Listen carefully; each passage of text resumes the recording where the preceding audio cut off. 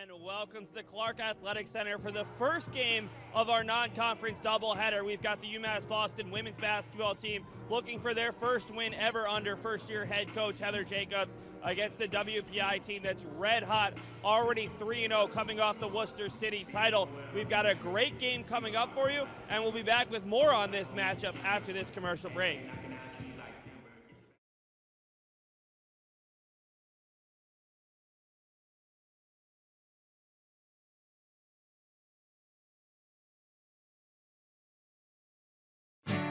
I came from a working class family. I grew up in a hard-edged section of Lowell, Massachusetts, and I lived with my 6 siblings and my parents in a 4-bedroom house that had 1 bathroom. I knew that the only way that I was going to get to where I wanted to get to was if I got a high-quality college education, and I had the University of Massachusetts right in my hometown. It made a difference. I'm the first undergraduate alumnus to lead this university. I'm very proud of that. I think with that comes a special responsibility as a steward, as a protector. Every student that I see that walks through the door, I see myself. I was exactly where they are now. I had their same challenges, their same aspirations, their same dreams. And it makes me want to fight for them. It makes me want to make sure that they get every opportunity that I got. I was literally able to transform my life because of the University of Massachusetts, and I want that for every single student that walks through the door.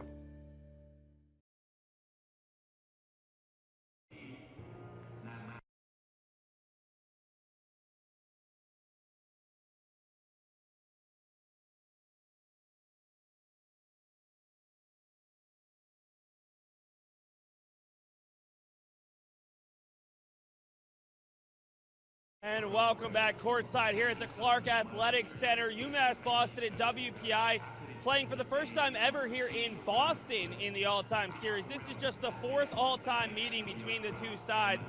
UMass Boston leads it 3-0, although their 3 wins have come by a combined 14 points. The teams faced off in both 2018-19 and 2019-20 at WPI. A couple of tight victories for the Beacons in which they had to come back in 2018-19, and it was tied at 40 the last time the two teams met before it was Jelani Jackson hitting a deep 3 to give the Beacons a lead with just 28 seconds left, and they hit all their free throws down the stretch to pull off the 7-point win. In today's matchup, there's no Jelani Jackson, there's no Joey Grassi, none of the familiar names for UMass Boston as we take a look at our player to watch matchup. It's a player for UMass Boston that previous to last week hadn't played since she played at WPI in the 2018-19 season, and unfortunately really got a bad injury that almost ended her career. Meg Dixon. Dixon coming back after almost 2.5 seasons off. The senior has been great for the Beacons, averaging 11.7 points. Also one of their leading rebounders. Had a career-high 28 points the other day against Mitchell, including 6 of 14 shooting for deep. On the opposite side, WPI brings back a lot more veterans from their team back in 2019-20. Melanie Presso has stepped up. She's the team's leading scorer and has been on fire from both the field and from distance. 8 of 16 thus far from 3. These two won't really face off against each other because the Beacons are really small. So Dixon's playing up, maybe the 3, the 4, even the 5. But look for these two to light it up from distance. Speaking of that game against Mitchell College, let's look at the highlights right now as UMass Boston fell just a bit short in an 88-74 loss to the Mariners.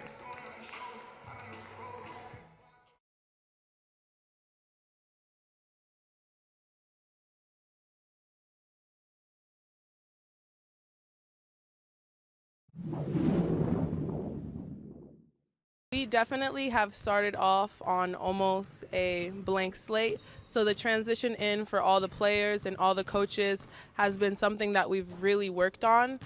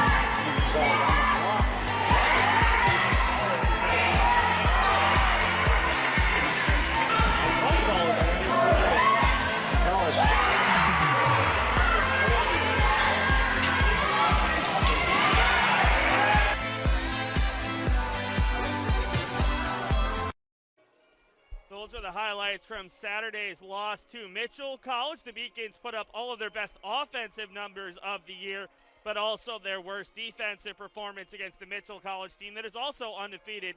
You look at the offensive numbers this year, UMass Boston, where they've struggled, it's been the turnovers. An extremely young team that really has only had 2 returners from the 2019-20 team available thus far. Carrie-Ann Farina, actually make it 1. Carrie-Ann Farina. Sarah St. Cyrin has yet to play. Kaylee Haynes has yet to play. She's a member of the women's soccer team.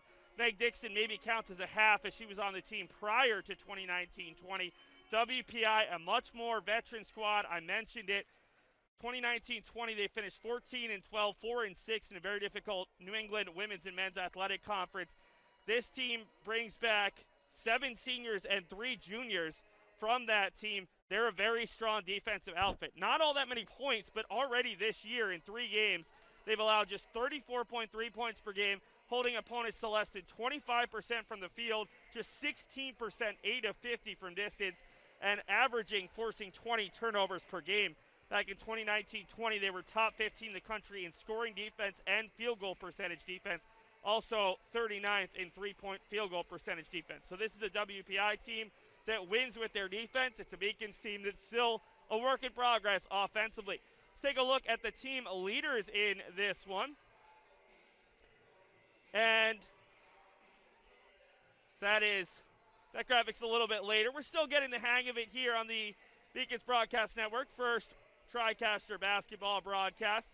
You look at the leaders, Jashari Green has been excellent for UMass Boston, the true sophomore out of New Mission High School, leads the team in points per game, field goal percentage.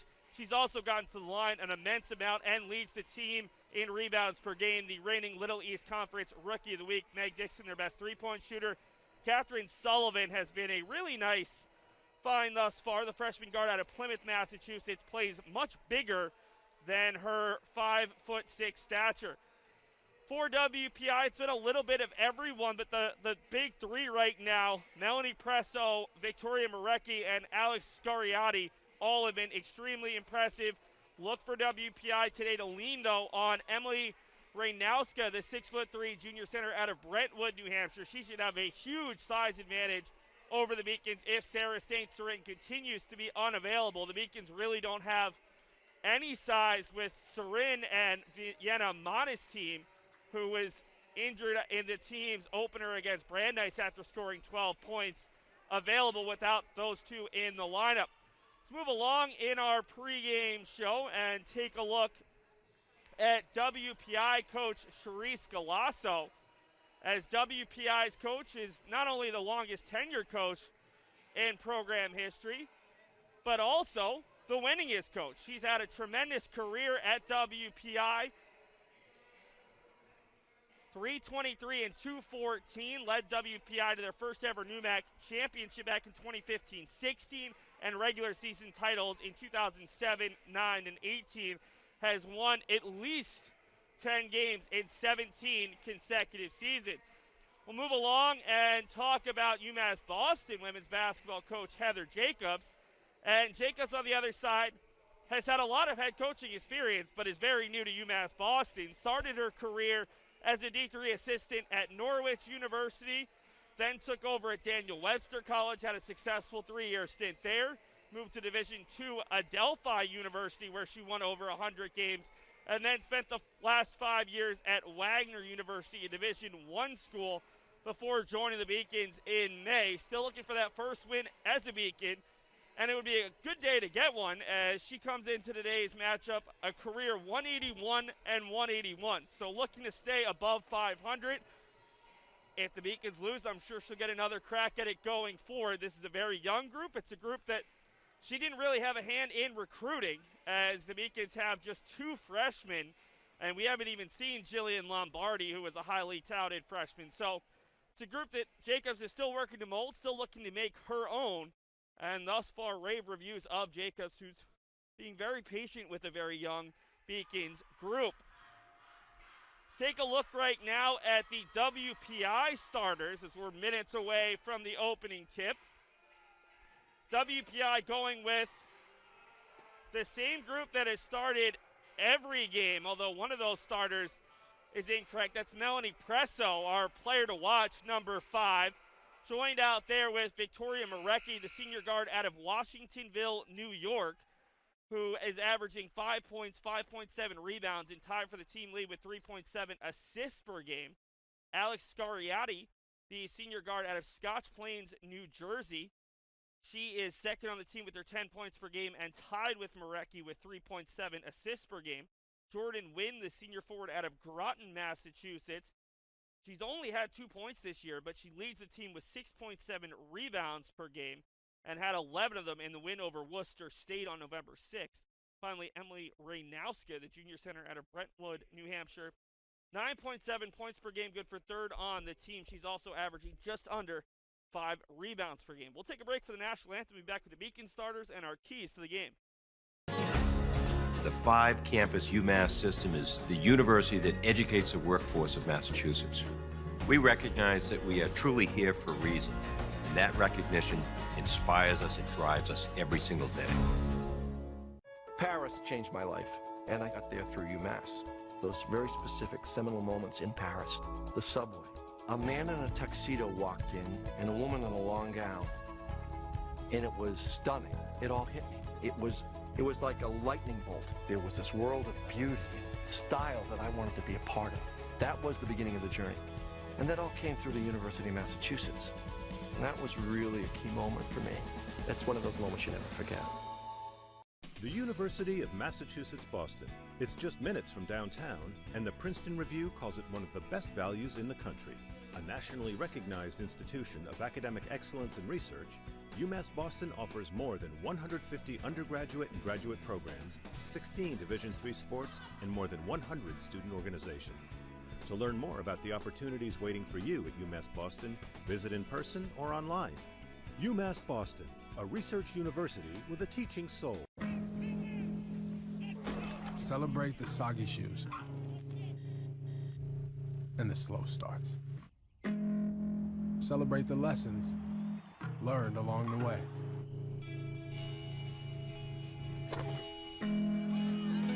These are the wins. Not the shiny, nail-biting kind. These are the last a lifetime kind. Something I discovered in myself is that if I have a goal,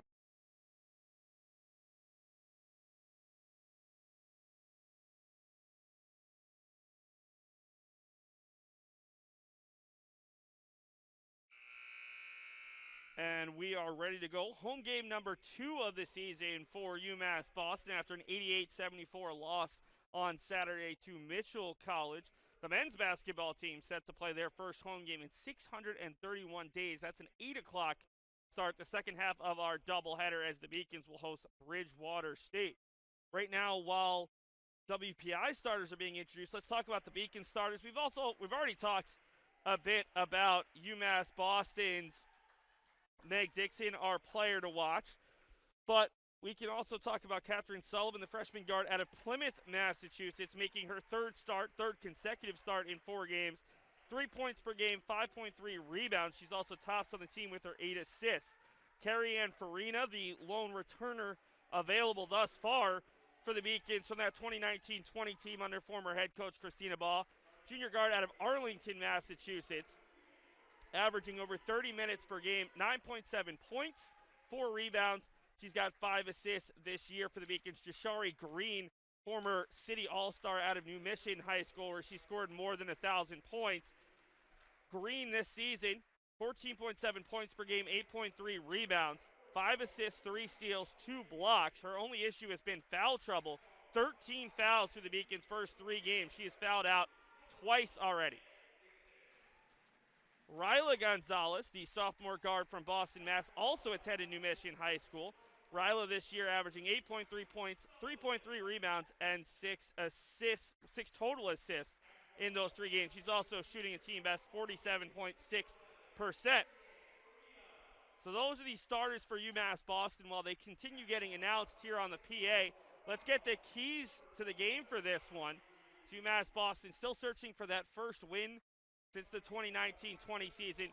It's got to be reducing the turnovers. This Beacons team is averaging over 20 turnovers per game. Yes, they're young. Yes, it's going to be an adjustment period, but the Beacons are making some mistakes that got to start fixing if they're going to be a bit more successful, capitalizing on the open looks. WPI is not going to give you many of them. So the Beacons, who had a couple lay-ins they would have liked to have back, they haven't shot quite as well from the free throw line as they would like. Those are some of the opportunities the Beacons are going to need to capitalize, not only today, but against some of the stronger teams in the LEC, and staying out of foul trouble. And that applies to a couple of players. It's the players who were taking on some of the bigs for WPI. They need Jashari Green, who plays much bigger than her size, to stay out of foul trouble. She's fouled out in each of the past 2 games. They need players like Sunny Green, who's going to play the 4 and the 5, Meg Dixon, and if she's available today, and I don't think she is, Vienna Mana's team, to stay out of foul trouble. It's going to be a difficult one.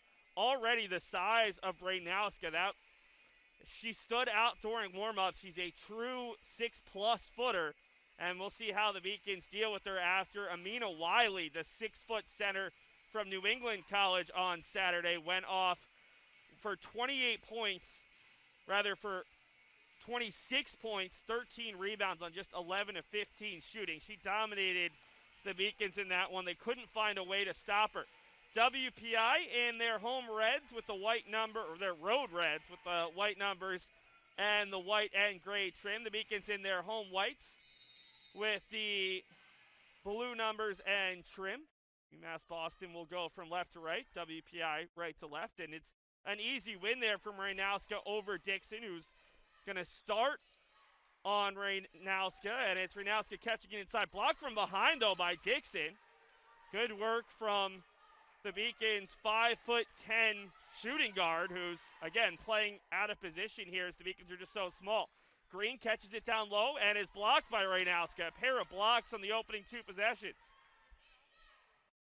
WPI looking to settle in. It's Win with it into the corner, and the 3 is off the mark out of the hands of Marecki.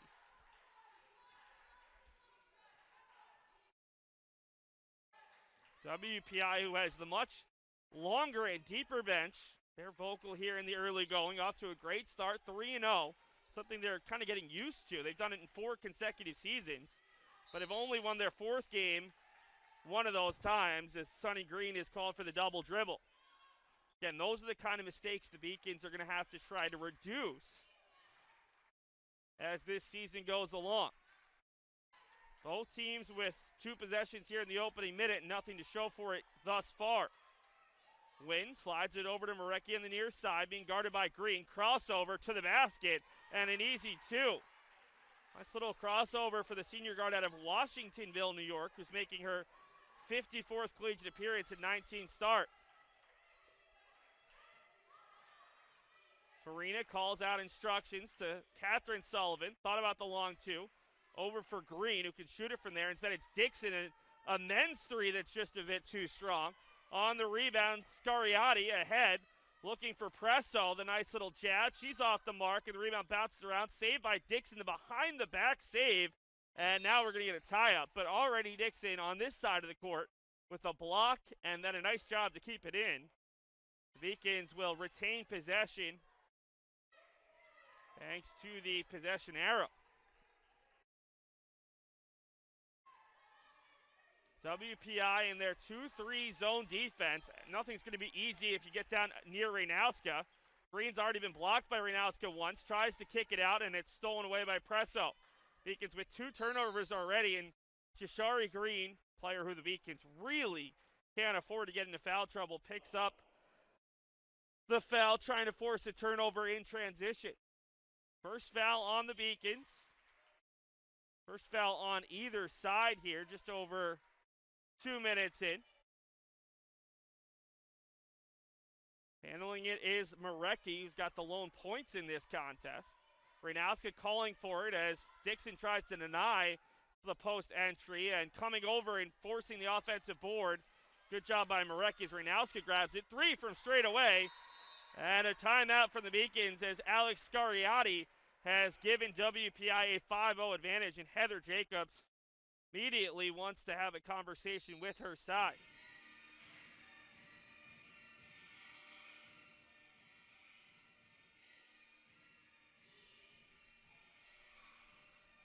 7:38 to go in quarter number one. WPI with the early 5-0 advantage. The Beacons huddle up around Heather Jacobs. Difficult start to the season thus far for UMass Boston. They played a really good Brandeis team at Brandeis and suffered a 77-55 comeback. They were in it for 3 quarters up at New England College 2 days later, but New England College turned a 1-point fourth quarter deficit into a 13-point lead with a 14-0 run to start the fourth quarter and a 56-47 win for the Pilgrims. And then kind of similar for UMass Boston on Saturday. They used a big third quarter to take the lead. Beacons outscored the Mariners 24-13, but in the fourth quarter, it was all Mitchell as they picked up an 88-74 win. For WPI, well, they've just been kind of cruising, holding opponents to under 35 points per game, and a pretty impressive 3-0 start, including a pair of wins to win the Worcester City tournament title. Out of the timeout, neither team will make any substitutions.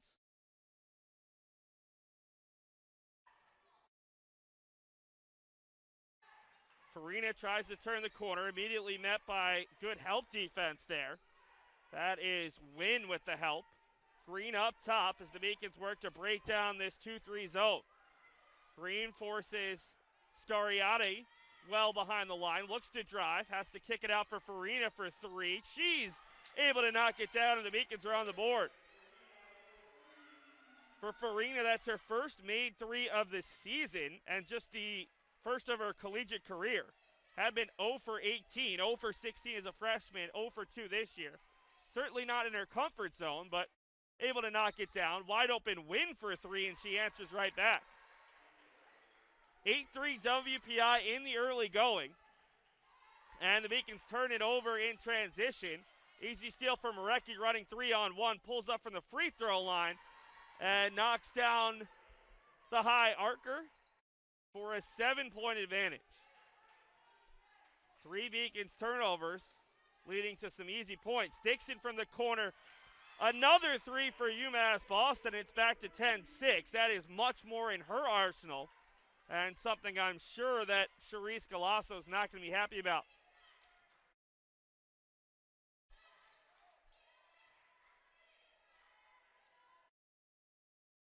WPI working against this Beacons man-to-man defense. Top it's Reynowska, who hasn't really gotten involved offensively yet. Did have an offensive board. Marecki's way off with the 3. Good job of saving it there by Scariati, and it's off of Beacon with 5 seconds to go on the shot clock. See what WPI can draw up. It's Scariati from the baseline for Reynowska. Beacon's double teamer, kicks it out for Win once 3. Front rim no good. And the Beacons are able to get a defensive stop. Into the corner, Farina just hit one. Had the mismatch against Reynowska, still does if the Beacons go back to her.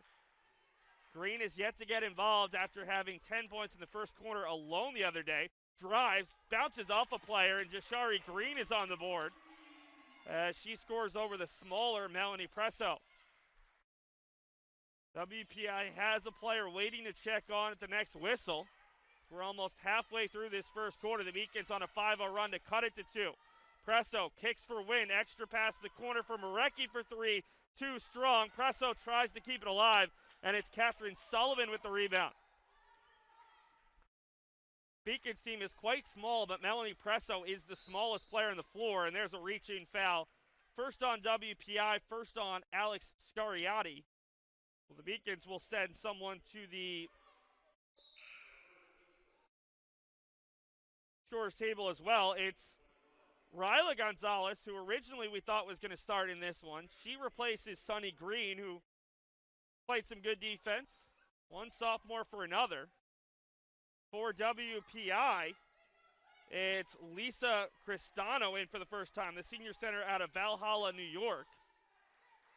She replaces Reynowska, so a 6-footer for 6'3", as Green couldn't quite make the acrobatic layup as she bounced off a player in a difficult spot underneath the basket. Marecki leads it off for the player just in. That's Cristano. 3 from the corner. No, it's just a 2, long 2 there from Presso. 12-8 in favor of the visitors. Playing at a WPI pace, although I'm not quite sure what UMass Boston's pace is at this point, as they still trying to establish their identity. Green bounced it off her foot. Fortunate not to be called for a little bit of a hold there. And it's Ryla Gonzalez, her high school teammate, picks up the loose ball, drives, and able to knock it down to get the Beacons back within 2. Into the corner, the extra pass for Cristano, and we've got a traveling call. First turnover by the Engineers. Alice Kelly, the sophomore forward out of Wethersfield, Connecticut. Another one of those taller players for WPI at 5'11", we'll check on. She replaces Jordan Wynn. WPI now in a man-to-man with Noah Reynowska.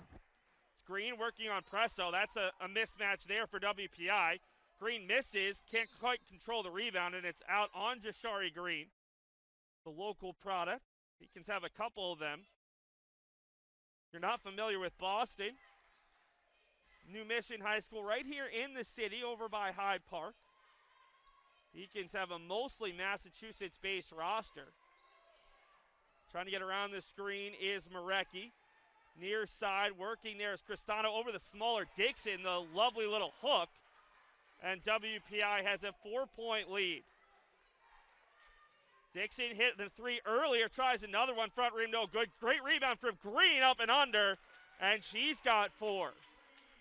Jashari Green, despite being 5'6", is the Beacons' most aggressive rebounder, and also their best overall, averaging over 8 rebounds a game. Presso with the hand in her face, too strong, and it's Ryla Gonzalez with the rebound. Twin sister, her identical twin sister, Jyla, started the year on the Beacons, but no longer with UMass Boston, and Ryla is going to be called for steps there. She faked left, tried to move right, but shuffled the feet before she could dribble. WPI will continue using their depth here. Kara O'Neill, the junior guard out of Holden, Mass, is on. O'Neill averaging 5.7 points per game and just under 18 minutes a game thus far through the team's first 3. Up top, it's Cristano who had that lovely little hook. Now driving in, it's Kelly. Kelly kicks it over the far side for Marecki. Right back, and Cristano another easy layup.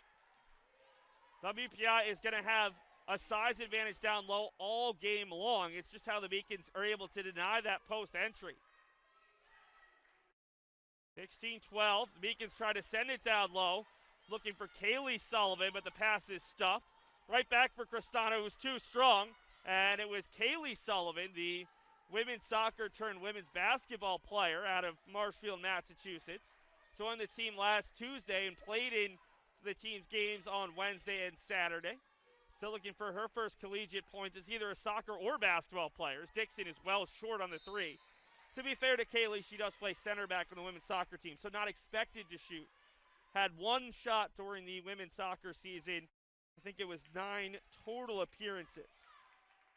Yeah, 9 appearances as a center back for a Beacons team that made it all the way to the LEC championship game before eventually losing to Western Connecticut State. WPI leads by 4. The lead has been as many as 7. Cristano, who's got 4. I think she's got 4 of the team's last 6. Dishes it off for Marecki. Turns the corner from the elbow, knocks it down. 6-point lead, 75 seconds to go in the first quarter. My name is Seth Drensky, bringing you all the action of today's doubleheader.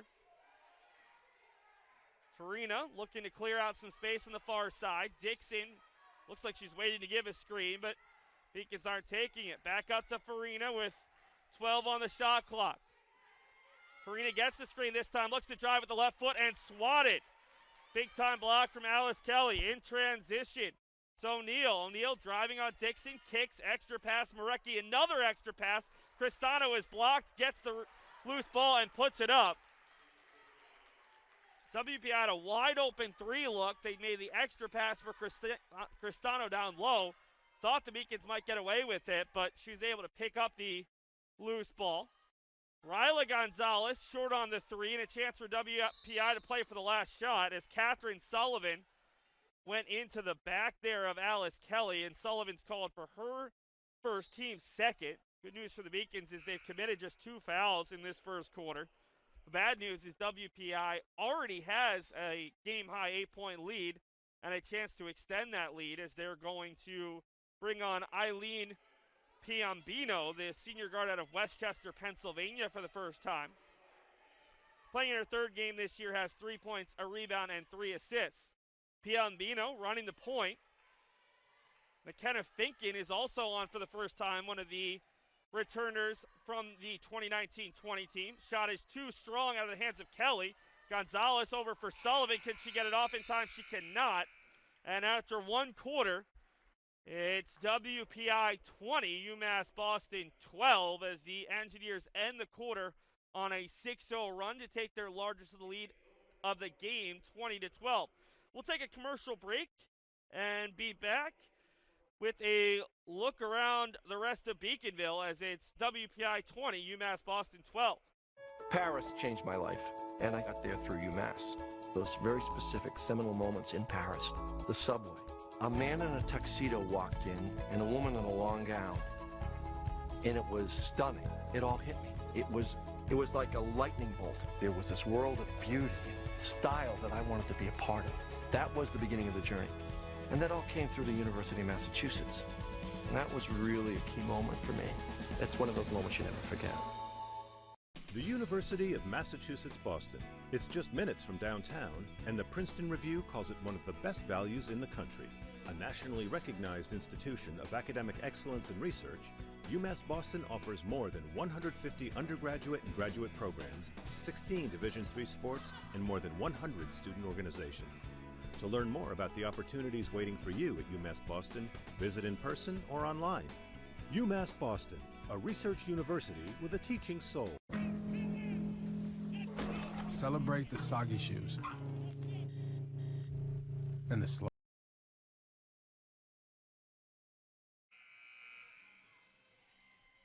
UMass Boston will come out of the timeout. They'll bring back 4 of their 5 starters. It's Catherine Sullivan, Sunny Green, Ryla Gonzalez, Meg Dixon, Carrie-Ann Farina. Jashari Green takes a seat. Into the corners, WPI has kept a lot of their players off the bench. It's O'Neill alongside Piombino, McKenna Finken, Alice Kelly, and Lisa Cristano, who made a big impact late in that quarter. 7 on the shot clock. Piombino calling out instructions. She'll settle for a deep 3. Off the mark, and Farina the easy rebound.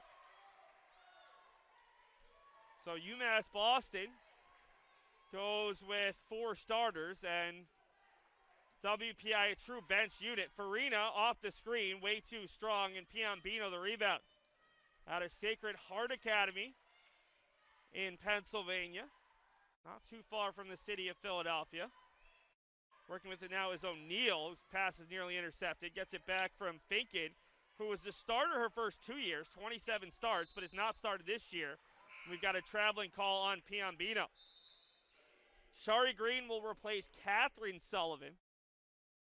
Beacons have 2 Sullivans on the team, 2 Greens. It's Jashari Green with an E at the end and Sunny Green without. They also have 2 Kayleys. Kaylee Haynes, who's not yet rejoined the team after soccer season when she was named an all-conference honoree, and Kaylee Sullivan, who is also on the women's soccer team. Is Jashari Green dribbles it off her foot. And it's another turnover for this Beacons team that honestly has struggled with the turnovers this season.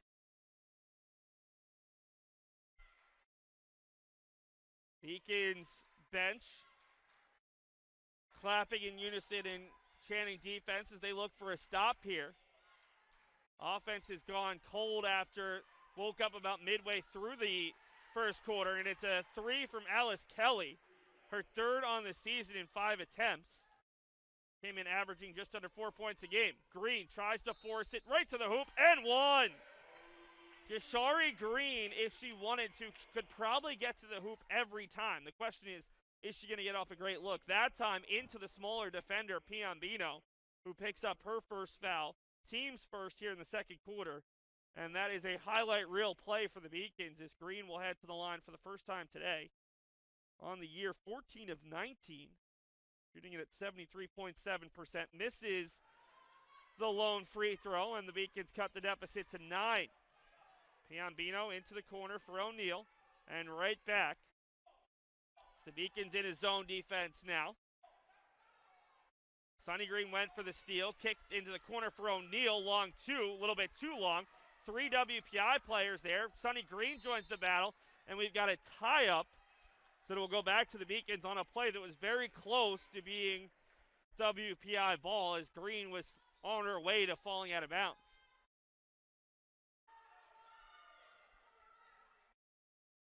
Jashari Green and Sonny Green alongside Riley Gonzalez, Meg Dixon, and Carrie Ann Farina. Sonny Green to the hoop and draws contact. And the Beacons will get 2 more free throws. Will be the first foul on Alice Kelly, second of the quarter for WPI. And Sonny Green, the sophomore guard out of Brewster, Massachusetts, will head to the line where she leads the team at 90%. And again, the broadcaster's curse, the Beacons' 2 best free throw shooters each miss a pair. Green 9 of 10 on the year, averaging 7.3 points per game, 3.3 rebounds. And Green knocks down the second. Gets the Beacons back within 8, which is what they were trailing by after the first quarter. A little bit of full court pressure, first time the Beacons have shown it, and they're going to force a turnover. Errant pass there from Alice Kelly, who just committed the foul. Dixon, extra pass for Green, down low for Jashari Green, and just a bit too strong. Battles for the rebound, gets it back, goes up, off the glass and in. It's not often that you see a team looking for a smaller player down low, but that's how much they have confidence in Jashari Green. And Green bats that away, dives to the floor. We've got a tie-up. It'll go back to WPI. But what a great hustle play there from Jashari Green and the Beacons. Green appears to be in a bit of pain as she dove hard right over the ball. And Seth Travers, the Beacons trainer, will come over and check on her. She says, "I'm okay."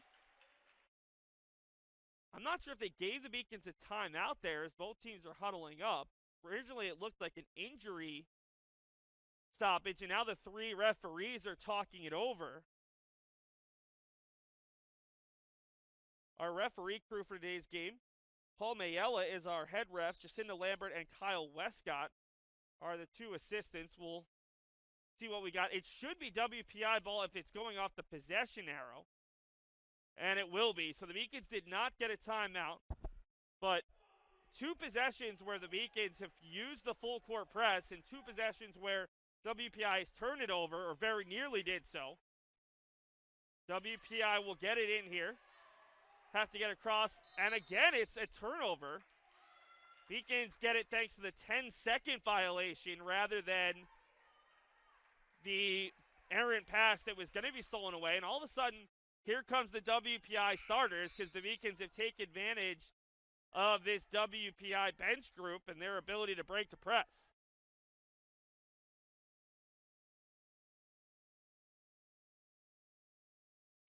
Beacons have gone on a little 3-0 run to cut what was a 9-point deficit to 6, trying to make it 4.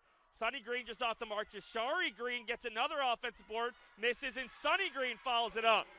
Here comes the press. If the Beacons can get it in time, they did not. Good job by WPI, and then a little hand check foul. All of a sudden, it's the Beacons with all the energy. First foul of the game on Farina, and first on the Beacons in the quarter. We see the starters back out there for WPI, Scariati, Marecki, Reynowska, along with Wynn and Presso, and almost another turnover is Sonny Green, who's the Beacons' best statistical defender this year, leads the team in steals, got her hands to another pass. This is a Beacons team that, despite giving up a lot of height, they are extremely pesky defensively. Good length on some of their guards that are playing at the forward and center spots. Near side, struggling with the handle there is Scariotti. Scariotti gets the screen from Reynowska. The extra kick, it's Presso for a three, knocks it down as the shot clock went off. It's great to have a player like Melanie Presso who doesn't really seem to feel the pressure. Team's leading scorer at just over 11 points per game and opens up a 7-point advantage. Sunny Green near side for Dixon. Dixon drives baseline and an easy foul call coming on Wynn, who picks up her first third of the quarter on WPI. One of the keys to this game for UMass Boston was staying out of foul trouble. Thus far, they're doing a great job. 3 total fouls. No one has more than 1 for a Beacons team that has struggled with foul trouble in each of their first 3 games. Farina one-on-one against Presso. Here comes Reynowska, and Farina forced to change the shot a little bit and just too strong. In transition, it's Marecki, triple teamed, and we've got to travel. Little bit of contact into the back, could have been called. Instead, the Beacons will get it back, and while they were great at not turning the ball over early in the first quarter, now it's WPI who's had a bit of an issue in terms of giving it back to UMass Boston. Green to Green. Sonny over for Dixon. Dixon looks to drive on Reynowska and draws the foul. A little bit of an arm bar into the back, and that's what you have to do if you're UMass Boston. Take advantage of the mismatches on the offensive end. Reynowska is not as fleet-footed as any of the Beacons 5. Can you take her off the dribble? Can you draw her out to the three-point line? That time Dixon did, not in the act of shooting, but the 4th foul on WPI. So UMass Boston will be shooting free throws the rest of the quarter. Got a hand check. Looks like it's going to be either Sullivan or Dixon who drew it. It'll be the 2nd foul on Jordan Wynn, and with 5:41 to go in the second quarter, UMass Boston will be shooting free throws the rest of the way as it's Catherine Sullivan who drew the foul. She's 3 of 5 this year from the free throw line. Nope, they're going to switch it. It'll be Dixon. And nope, they're going to give it back. Dixon, perfect 2 of 2. Sullivan, 3 of 5. So you'd probably rather have Dixon shooting free throws, but it's also so early in the year. Wynn will check off, and it's Adriana Niles, the freshman guard out of Tewksbury, Mass., who checks on for the first time today. Sullivan, the high free throw that connects with the twine. Niles this year, 3 games, 23 total minutes, 2 points, 5 rebounds, and 2 turnovers. Sullivan's second is a bit too strong. The Beacons have not taken advantage of their free throws here in the corner. 2 for 5. Presso able to run that one down. That was impressive. Ball bounces in and out of the hands of Niles. Wide open Reynowska. And I think it's going to be Sunny Green who's called for the little reach-in foul there. Her first, team's second. We nearing the midway point of this second quarter. The Beacons keeping it close. Trailed by as many as 9, but it's 6 right now, 26-20. And the Beacons have a little bit of momentum. Reynowska working 1v1 against Dixon, and she's called for the steps. And we're going to see a timeout from Charisse Galasso. Beacons have shown a little bit more energy going into a little bit of a full court press, really benefited UMass Boston. We'll take a timeout with the teams and come back with a look around Beaconville as UMass Boston down just 6 here midway through the second quarter. Starts. Celebrate the lessons learned along the way.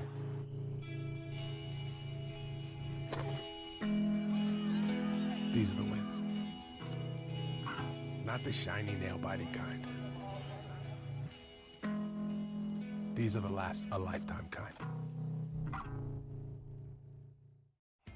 Something I discovered in myself is that if I have a goal, I can accomplish it.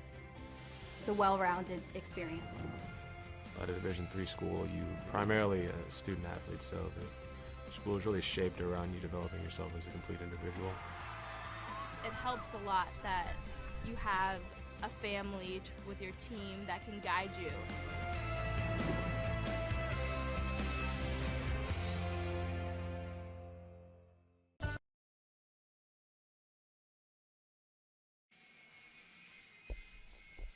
UMass Boston ball out of the timeout.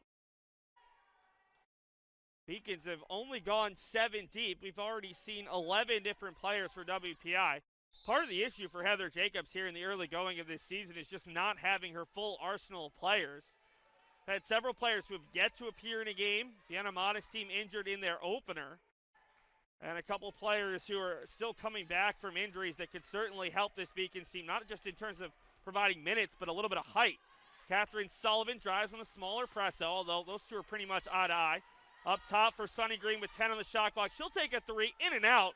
Tough break, and Sullivan knocked that off of Presso. That was an incorrect call, I think, by our referee. From our angle, it looked clear that Sullivan knocked it off the foot of Presso, and while the referee was right there, I still don't think he got that right. We'll take a look at that at our next stoppage, see if we can bring you a highlight of that play.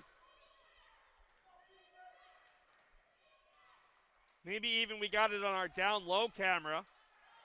Presso works here against the Beacons, back in his zone to the corner and looking for Renowska, in and out of her hands, and it'll stay with WPI. Good job getting over there by Green and Green to put some pressure on the Engineers big. 12 seconds on the shot clock, 4:40 to go in the quarter. Scariati finds Renowska, right back to Scariati, and here's Renowska. For Scariati, deep 3, and Dixon will pull down the defensive board. In transition, Sullivan looking for options. Wants Jashari Green, great job stepping in front of her by Marecki. Marecki slowed down by Sunny Green, and will be WPI with the ball, and 23 on the shot clock. Down low for Renowska, and an easy finish over the smaller Dixon. It's a good job by Renowska, who pinned Dixon down so low there that there was very little Meg could do. One of the few times that they've gotten Renowska a look down low, it's been Cristano who's had more successes. Green bullies her way to the basket and is able to finish over Marecki. Shari is just so strong, not only with her dribble, but able to use her body contorted a little bit to go into the defender. Near side, Marecki around Dixon, throws it up almost like a pass, and Renowska is fouled. It was definitely a shot, but it was airmailed by so much that Renowska read it perfectly, and she's fouled by Catherine Sullivan, who will pick up her second foul. Third on the Beacon, so no chance at this point for more WPI free throws. The Beacons still have one to give. Sullivan, who has, just like Jashari Green, been in foul trouble the last couple games, will check off. Ryla Gonzalez back on as Renowska knocks down the first free throw. First of the game for WPI to this point. Renowska is 3 for 5 from the free throw line this year, the junior out of Brentwood, New Hampshire. Finishes her trip 1 for 2. The lead is 7. Farina, dribble handoff for Green. Green looking to work on Presso, is stripped. Able to get it over to Ryla Gonzalez. Up top for Sunny Green, working on Renowska. The extra kick, it bounces around. Good hands and a reach in by the Beacons. That was Scariati who knocked it away, and Ryla Gonzalez whistled for her first, team's 4th.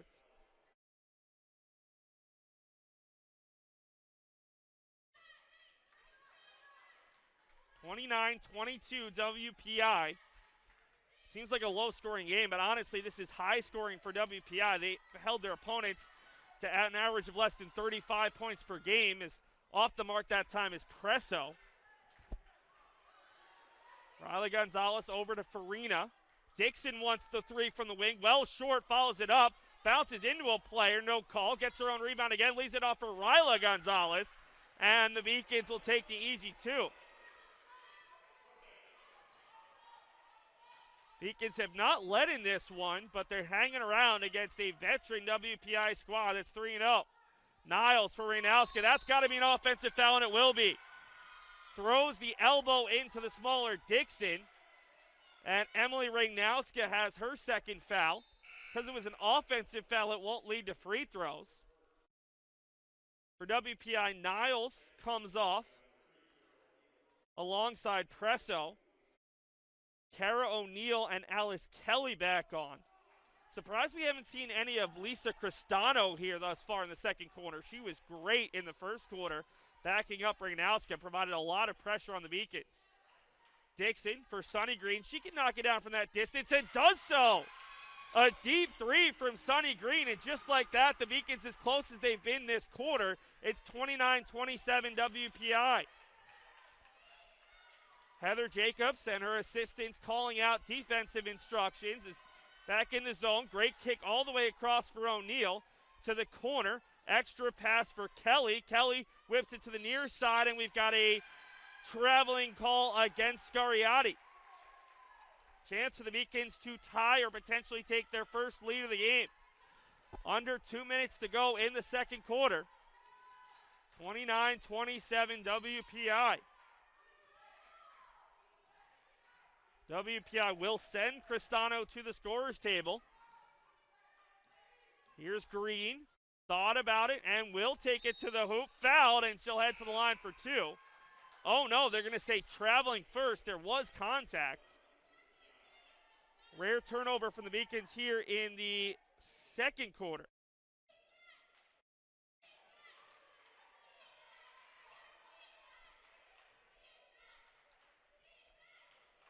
Up top, it's O'Neal, and right back for Marecki. Marecki bullet pass across, and it was read by Green. Green with one player to beat, goes right into her and finishes. Jashari Green, great awareness to get around Kara O'Neal.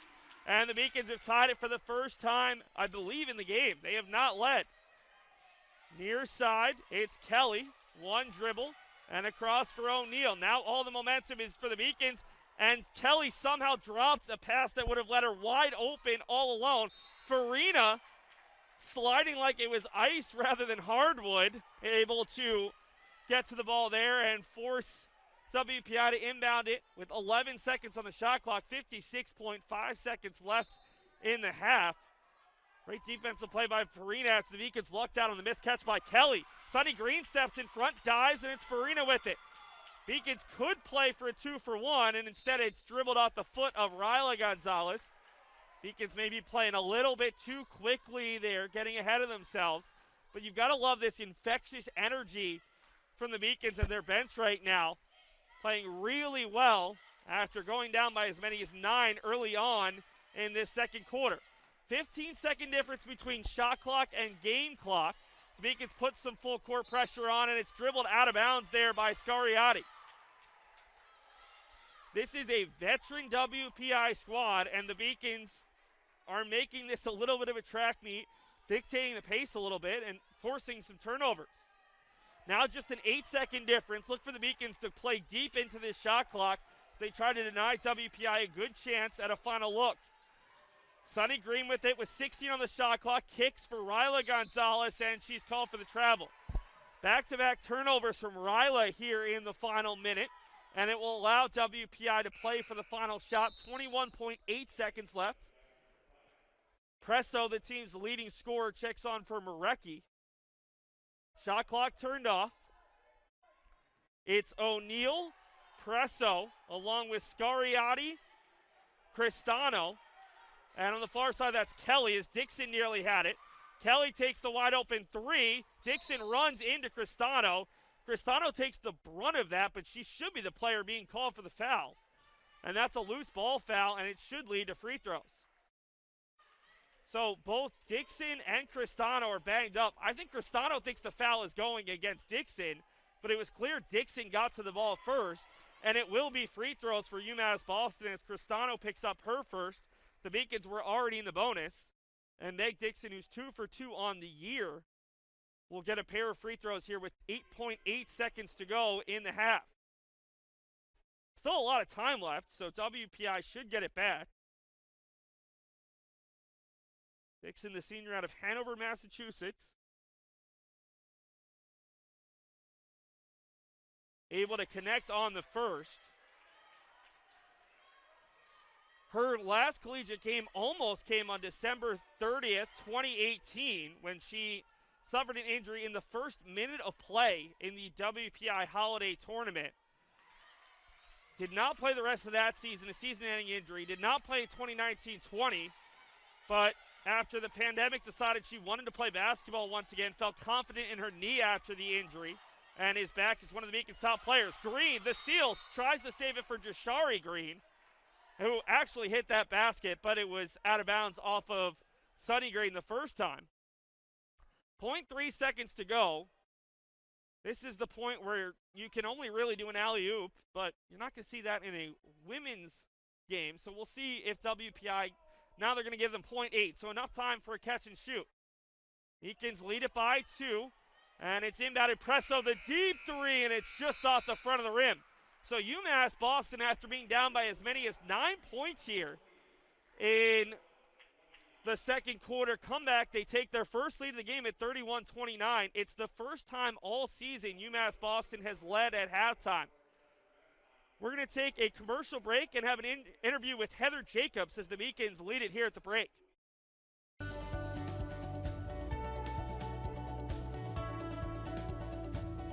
I just wanted to get good grades and to do well, but it also made me realize that I have a lot of career goals. You're there to get a full college experience, not only participate in your sport, but participate in things outside of that, and it's all about growing as a person. My coaches have helped me with figuring out who I really am. Their lives are dedicated for us to succeed.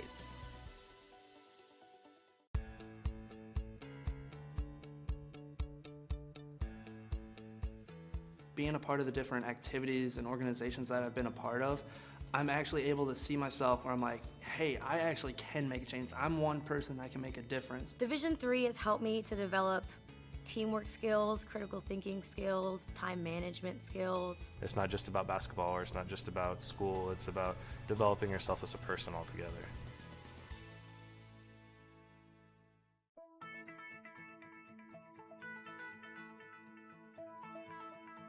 College has given me the flexibility to pursue my passions and my interests, and I've recreated my identity for myself aside from just being an athlete. My greatest personal discovery has been that I am capable of doing things that I didn't know I was capable of doing. To be able to study what I wanted to and continue to play the sport I love.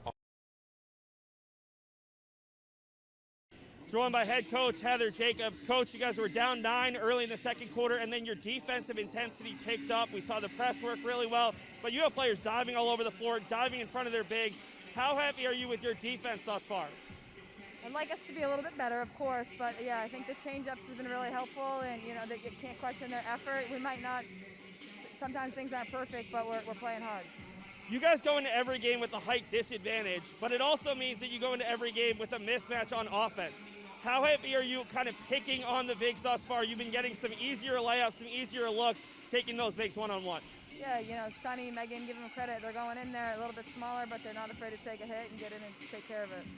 You're only really going 7 deep. What's the key in the second half to matching their energy? They're playing 11 or 12, and they're a veteran team. Yeah, for sure. We just gotta keep playing hard and really got to stay after it and take care of the glass for sure. Coach, thanks so much for your time. Good luck in the second half. Right now, we're going to hear a little bit from the men's head coach, Jason Harris, as he talks about next weekend's Black Coaches Classic. Beacons will be hosting 3 other teams, Leslie, Tufts, and Brandeis, coached by men's Division III coaches here in the state of Massachusetts, in the first ever Black Coaches Classic right here at the Clark Athletic Center. The concept for the event came to me just kind of through talking with other coaches in the business on both men's and women's side. I think the common theme was that we all were a little frustrated at times when we were assistant coaches with, you know, kind of the lack of advancement and the stigmas that were being placed on us as, you know, only a recruiter, things of those sorts. So, you know, kind of came out of that, I think, with conversations, and I think like everybody, I spent a long time and a lot of hours on Zoom with a lot of conversation and access to coaches that I probably wouldn't have had in a normal year. You know, I think the event would have been important 18 years ago. I think the event is important now. I think with everything going on, I think it's important. You know, we've read all those statements of support, you know, all these departments, athletic departments and coaches and schools. So I think now it's time. I work in an extremely supportive athletic department with an extremely supportive chancellor whose vision is crystal clear. I think the guys that I worked along with to get the event done Leslie, Brandeis, and Tufts. I think those guys deserve a ton of credit for just kind of saying yes to a blanket idea with not many details yet, and just with the understanding that we'll figure those things out later. It took a lot of guts from those guys kind of from the beginning. So I hope that we can have more faces on the television. So I hope that more kids now that they're younger, they're watching the game, they're mesmerized by the faces on TV the way I was mesmerized by John Thompson, John Chaney, Nolan Richardson, Doc Rivers, those guys, and even following for Charlie Titus, right? So I want young kids now to look over on the bench and see like, hey, that guy's in charge of a billion-dollar corporation, the Celtics. That guy's in charge of the world-renowned university, Tufts, Brandeis. That guy went back and played for his alma mater, and now he's, the head coach there, Leslie. So, that's what I want from it. I want other people to take things from it. I just want to be able to give. In addition to highlighting the contributions of coaches of color, it's going to be really good basketball. I think we have the potential to have a top 10 team, a top 25 team, a local program that's on the upstart with a young coach, and I think it's going to be really good basketball. So I think that's important as well. So I want all student athletes, not just our student athletes, to be comfortable with seeing positions of power being filled with men and women of color. I think it's important that they see that message early on. Some of our student athletes will be hiring people, and they may not have ever had a black head coach, and so this may be their only experience with it while they're here at UMass Boston. So just for them to take a second look when they're hiring in the future, or whatever it may be, whether they're on a board or a committee, or they're going for a job, or they have friends, or I just want other people to be able to take from that. Well, they say that you hire people that look like you. So I think that brings a whole nother issue where we need more representation in athletic departments as well, and I think that's important. So I think that's another topic, man. We could hit on that. We could have a Black Administrators Classic, and I certainly think that it all falls under the contributions of people of color to the game of basketball and college athletics in general. I think this event could spread to the Division I level, the Division II level. I think we should be able to tie women's basketball in. I know women's basketball has the same plight as well. So the more the merrier. Everybody's welcome. The 5-campus UMass system is the university that educates the workforce of Massachusetts. We recognize that we are truly here for a reason, and that recognition inspires us and drives us every single day. Paris changed my life, and I got there through UMass. Those very specific seminal moments in Paris, the subway. A man in a tuxedo walked in, and a woman in a long gown. And it was stunning. It all hit me. It was like a lightning bolt. There was this world of beauty and style that I wanted to be a part of.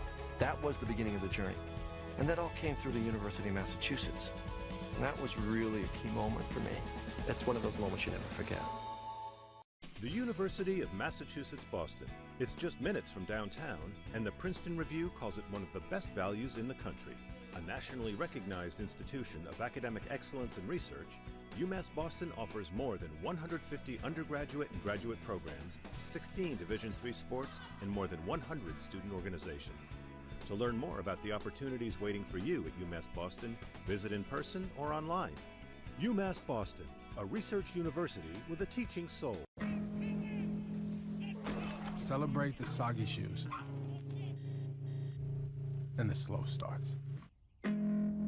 Celebrate the lessons learned along the way.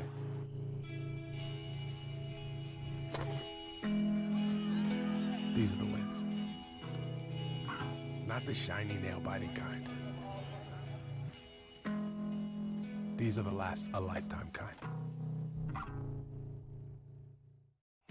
Something I discovered in myself is that if I have a goal, then I can accomplish it. It's a well-rounded experience. At a Division III school, you primarily a student athlete, so the school is really shaped around you developing yourself as a complete individual. It helps a lot that you have a family with your team that can guide you.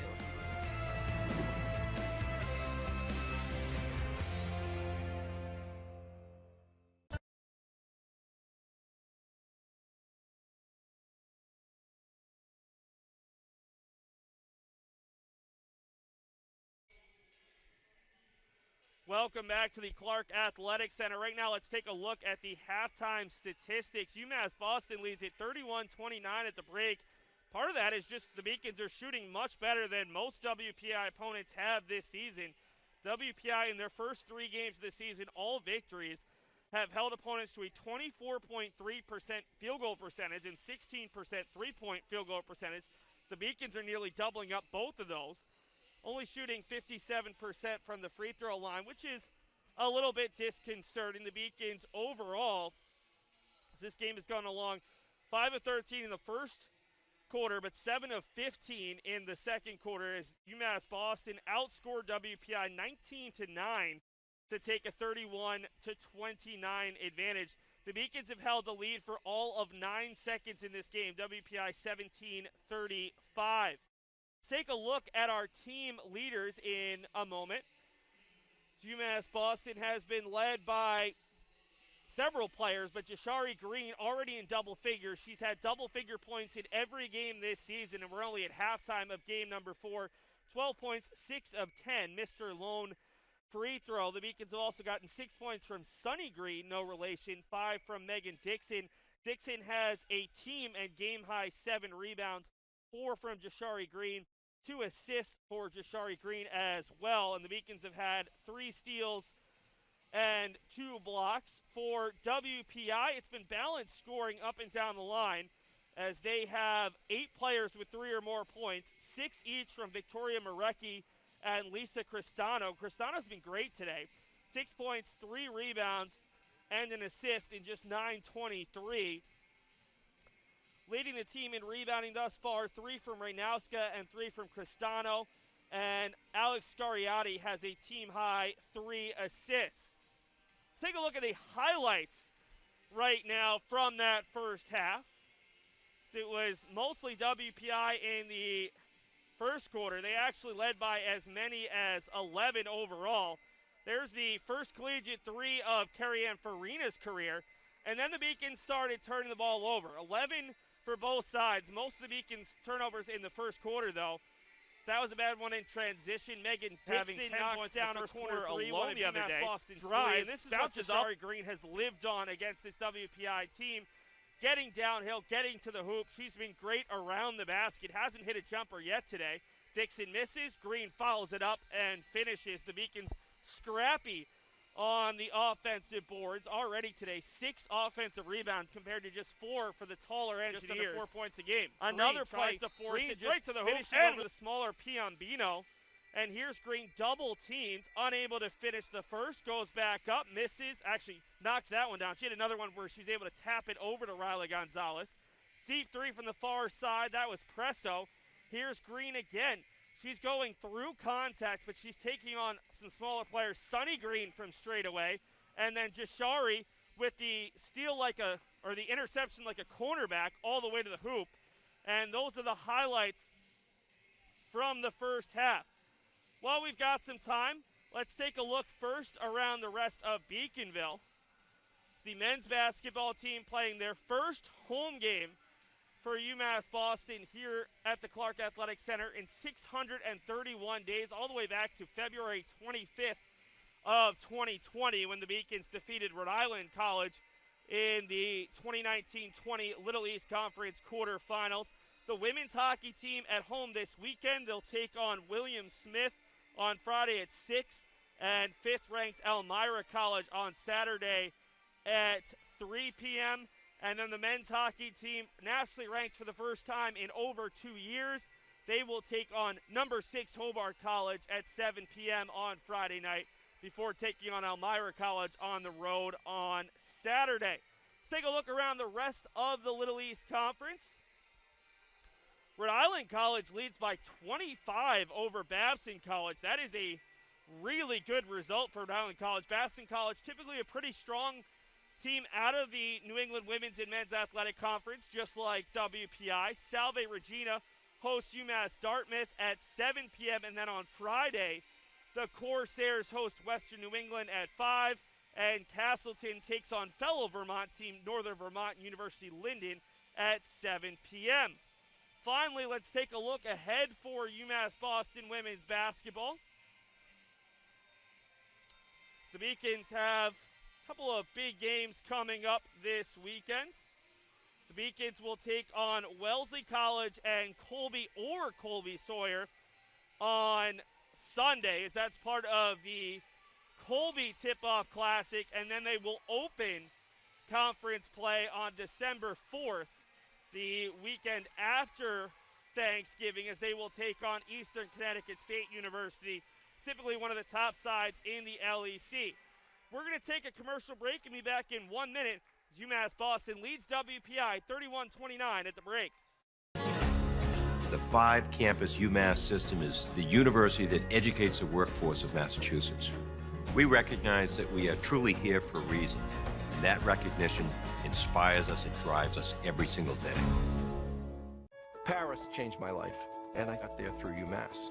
Those very specific seminal moments in Paris, the subway. A man in a tuxedo walked in, and a woman in a long gown. And it was stunning. It all hit me. It was like a lightning bolt. There was this world of beauty and style that I wanted to be a part of. That was the beginning of the journey. And that all came through the University of Massachusetts. And that was really a key moment for me. That's one of those moments you never forget. The University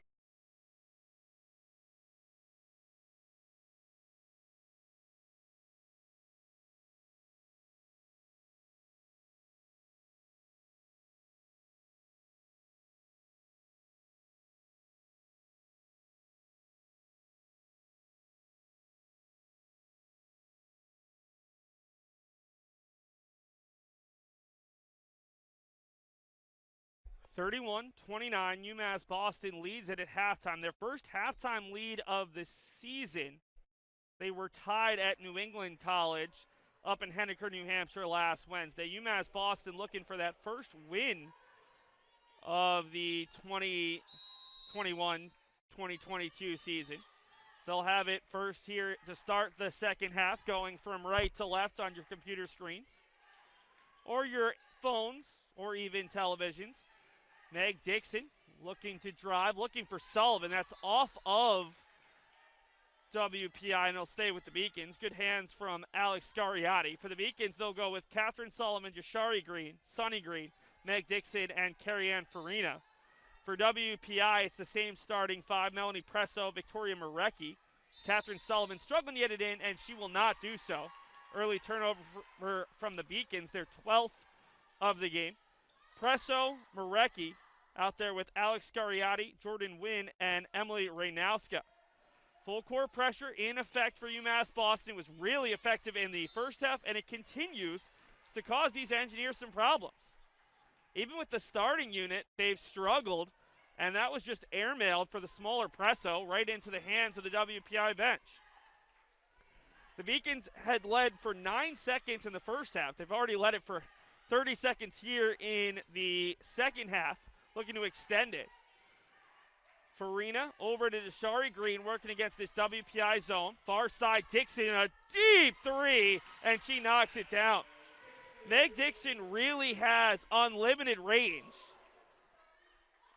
She loves working out with the men's team, as there's a travel by Scariotti working against the press. And she's been going up against Charles Mitchell, the best three-point shooter on the men's team during preseason and early on in the year.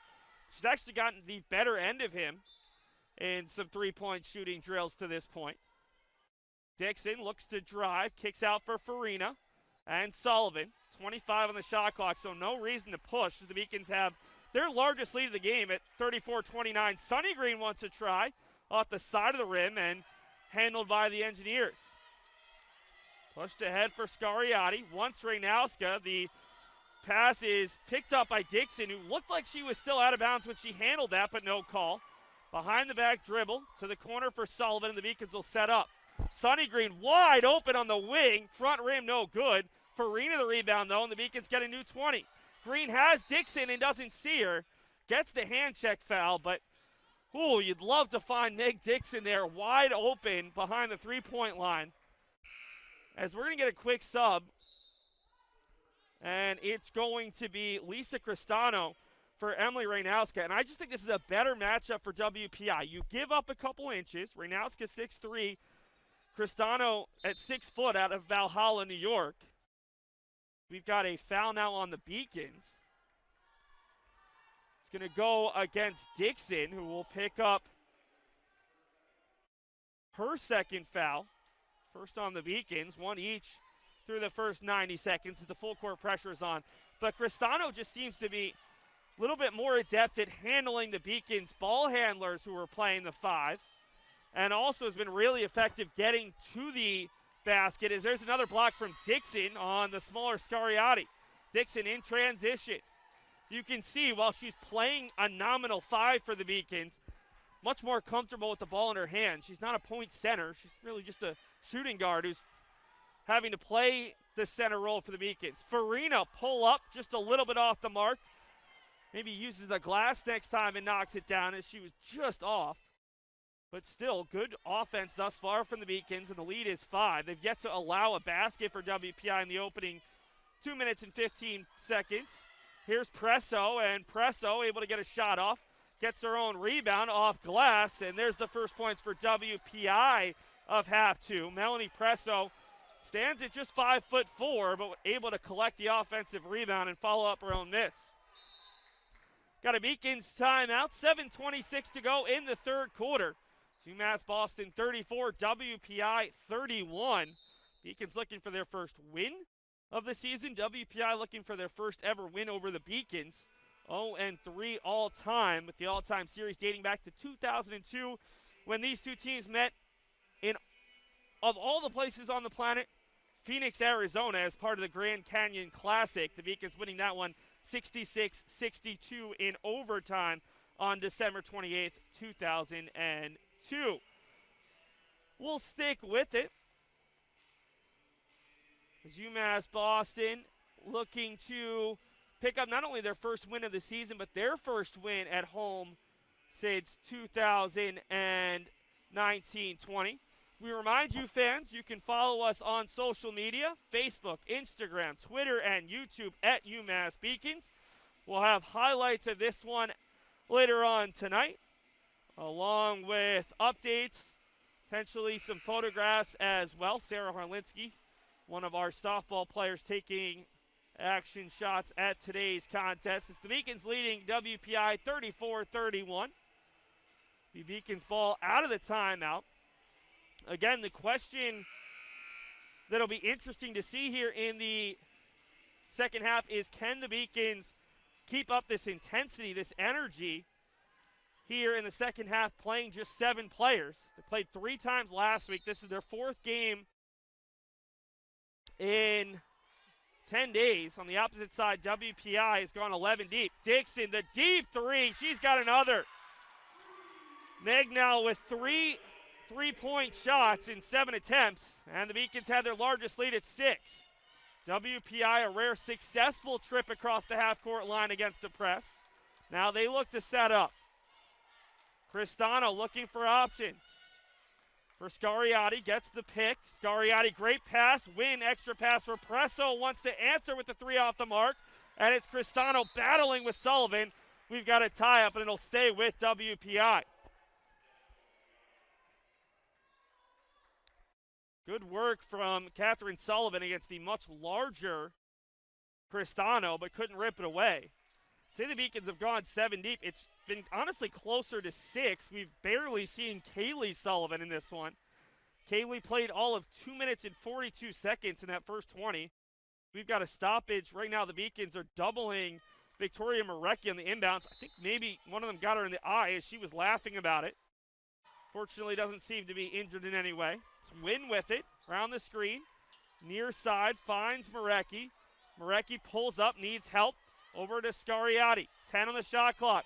Right in front of her own bench. Scariati drives down, kicks, wide open. Marecki for 3, too strong. And Jashari Green rips down another rebound. Green into the corner for Dixon, 1 and 3. Thought better of it and called for the travel as she began her move down the baseline. Another turnover for the Beacons, who committed 11 in the first half. Already have given up a couple here in half number 2. More full court pressure, and it's definitely helped the Beacons going to this full court press. Just across the half court line, that's not where you want to give it up, and the Beacons get the steal. Really uncharacteristic errors. Great pass from Sunny Green for Jashari Green, but she can't quite finish. Really good vision from Sunny. Wide open Cristano on the other end, and she finishes, and it's WPI who will use one of their timeouts. Just 4 minutes into this second half, both teams have used a timeout. The Beacons have stretched their lead. It's 37-33 with 6:02 to go. We'll take a timeout along with the teams and be back after this commercial break. Of Massachusetts, Boston. It's just minutes from downtown, and the Princeton Review calls it one of the best values in the country. A nationally recognized institution of academic excellence and research, UMass Boston offers more than 150 undergraduate and graduate programs, 16 Division III sports, and more than 100 student organizations. To learn more about the opportunities waiting for you at UMass Boston, visit in person or online. UMass Boston, a research university with a teaching soul.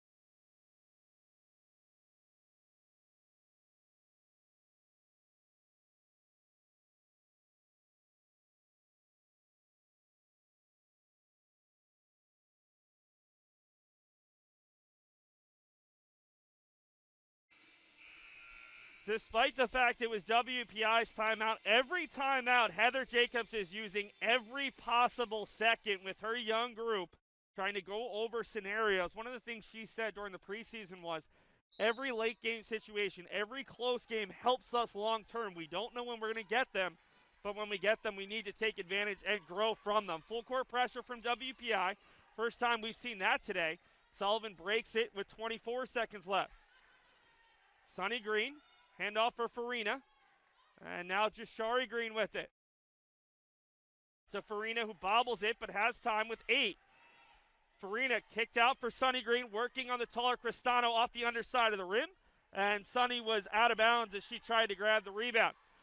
So just as the Beacons have had success with the full court pressure, now WPI uses it. And the Beacons will not use their full court pressure on this possession. Beacons in a 1-3-1 zone with Carrie-Ann Farina down low. Swinging around. Scariati finds the player down low. It's Wynn. 4-0 run for WPI to get them back within 2. Full court press stays in effect. Sullivan will just beat it with the dribble. Ahead for Dixon. Corner 3 from a tight angle. Front rim no good. Jashari Green gets the rebound and puts it up. Her first points of the second half. She's got a game-high 14. Dixon just had a tough angle there. It was never going to go down, but Green followed it up well. Near side, Scariati off the mark. Cristano maybe over the back there of Farina. Passes over. We've got a travel before the basket from Kara O'Neill. If you're a UMass Boston fan, you have to love some of the signs this team is showing right now. A little bit better court awareness. Really good defense. Moving the ball around as Farina stripped, and it will go off of Farina and out of bounds. Good hands from Cristano, who again, in my opinion, has been one of the standout players for this WPI side thus far.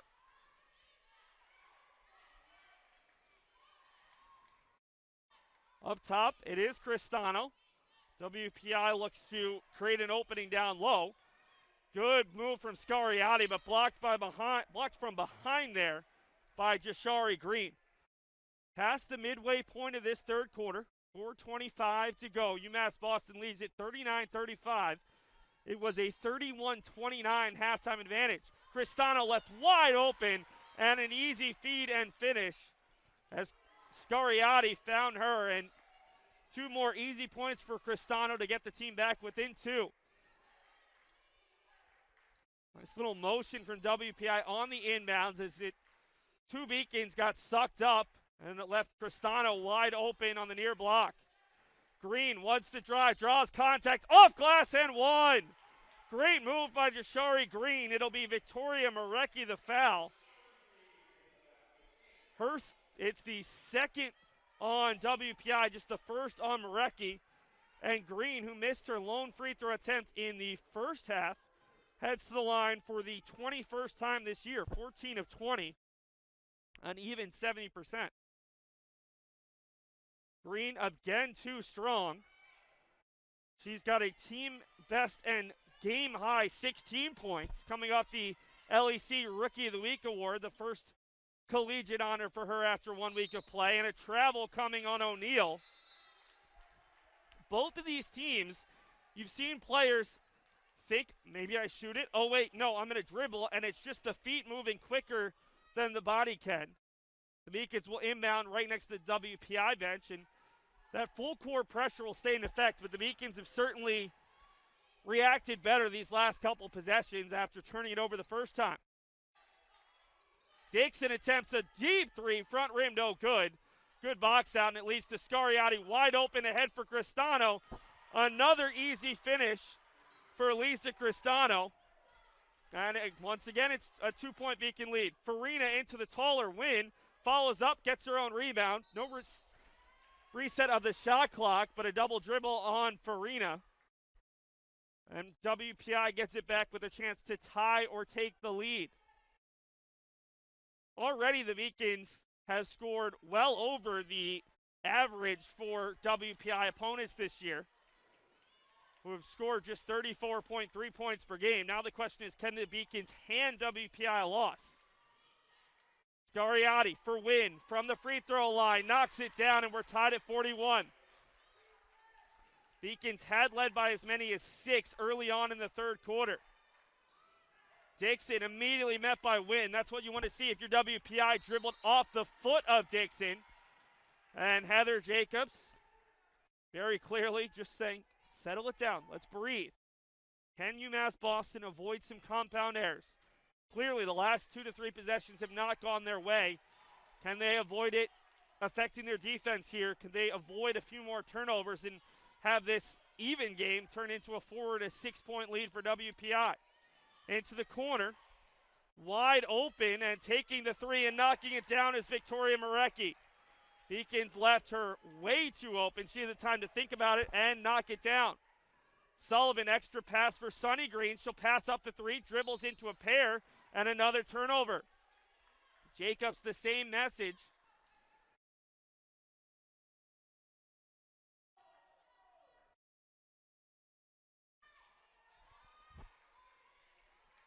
WPI with their first lead of the half. They led for over 17 minutes in the first half, led by as many as 11 before the Beacons came roaring back late in the second.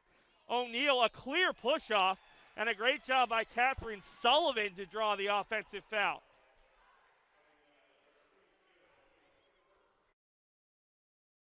Foul will go on O'Neill, her first, team's third. The Beacons need 2 more fouls to shoot any free throws with 2 minutes to go in this third quarter. It's been a quarter that has not exactly gone their way. They've been outscored by 4 points after outscoring WPI 19-9 in the second. Got an illegal moving screen on Meg Dixon. The Beacons try to get Jashari Green moving downhill. Second team foul on the Beacons. Should be the second on Dixon, potentially the third. No one in real foul trouble for either side. Cristano, who ever since she checked on the team has started to do a little bit better offensively, but she's called for traveling. Seems like neither team is able to pull away in this game. Just when they're starting to play well, then the turnovers, the unforced errors come across as that's tapped away. Good hands from Marecki, but it'll stay with the Beacons. 1:31 to go in the quarter, 23 left on the shot clock. Beacons have 3 seconds to get it across. Farina for Green, and she'll just barely get it across, and now they're going to say 10 seconds. I thought Jashari got it across right at the 20-second mark, but the referee disagrees there, and another turnover by the Beacons. Remember, fans, we'll have game 2 of our doubleheader at 8 p.m.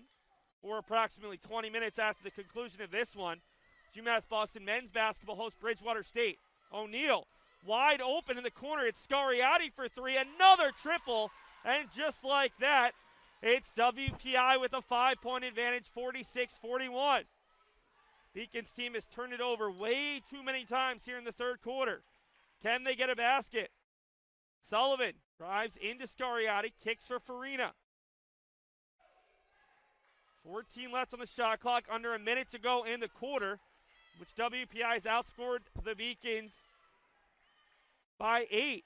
Dixon drives through traffic, just a bit too strong, and the rebound falls there for Marecki.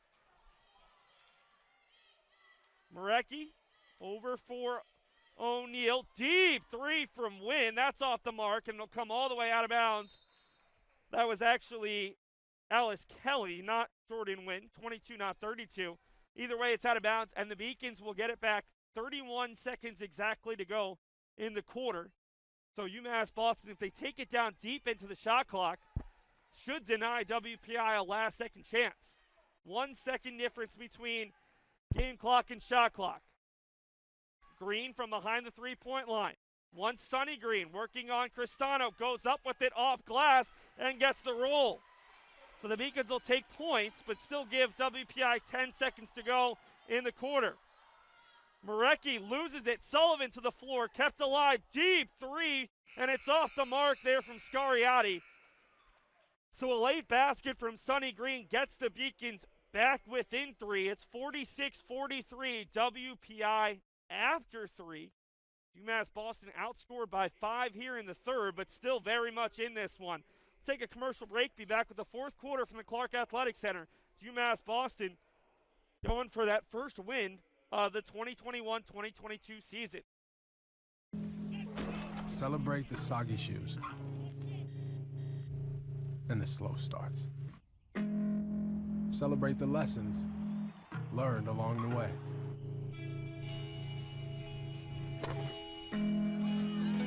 These are the wins. Not the shiny, nail-biting kind. These are the last a lifetime kind. Something I discovered in myself is that if I have a goal, I can accomplish it. It's a well-rounded experience. At a Division III school, you primarily a student athlete, so the school is really shaped around you developing yourself as a complete individual. It helps a lot that you have a family with your team that can guide you.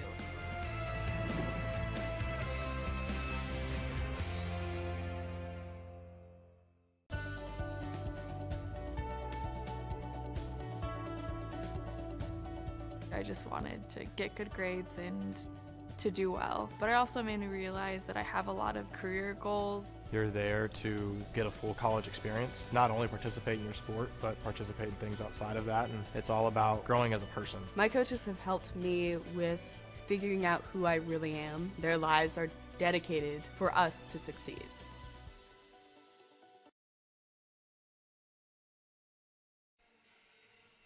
(46-43), WPI leads after 3. It'll be Beacon's ball out of the intermission. Farina, Catherine Sullivan, Meg Dixon, Sonny Green, and Jashari Green, same 5 that were out there for the duration of the third quarter. Good job from Catherine Sullivan to create space. Throws it up off glass, a little bit too strong. So a nice job to get out of the double team, but unable to come up with points. The Beacons in a man-to-man defense to start this fourth quarter. Pass down low, Win the extra pass, kicked around, and it's Marecki. A little bit short. We've got a foul on the floor. I think it'll go against the Beacons. They tried to deny Cristano an offensive board. It'll be the third foul on Sullivan, who's the first player on either side with 3 fouls.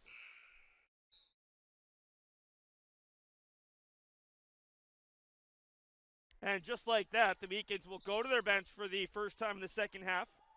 Riley Gonzalez, who did play more than half of the first half, 12:55, comes on for the first time. Another triple from Scariotti, who came in shooting a team best 58.3% from deep, 7 of 12. She's got herself at least 3 in the second half already, and the lead is back out to 6. That's the largest it's been here in the second half. Beacons force it into Jashari Green, and she loses it. Battle on the floor. Green finds Riley Gonzalez, and we've got a reach in. Kara O'Neal cannot believe it. her second, team's first.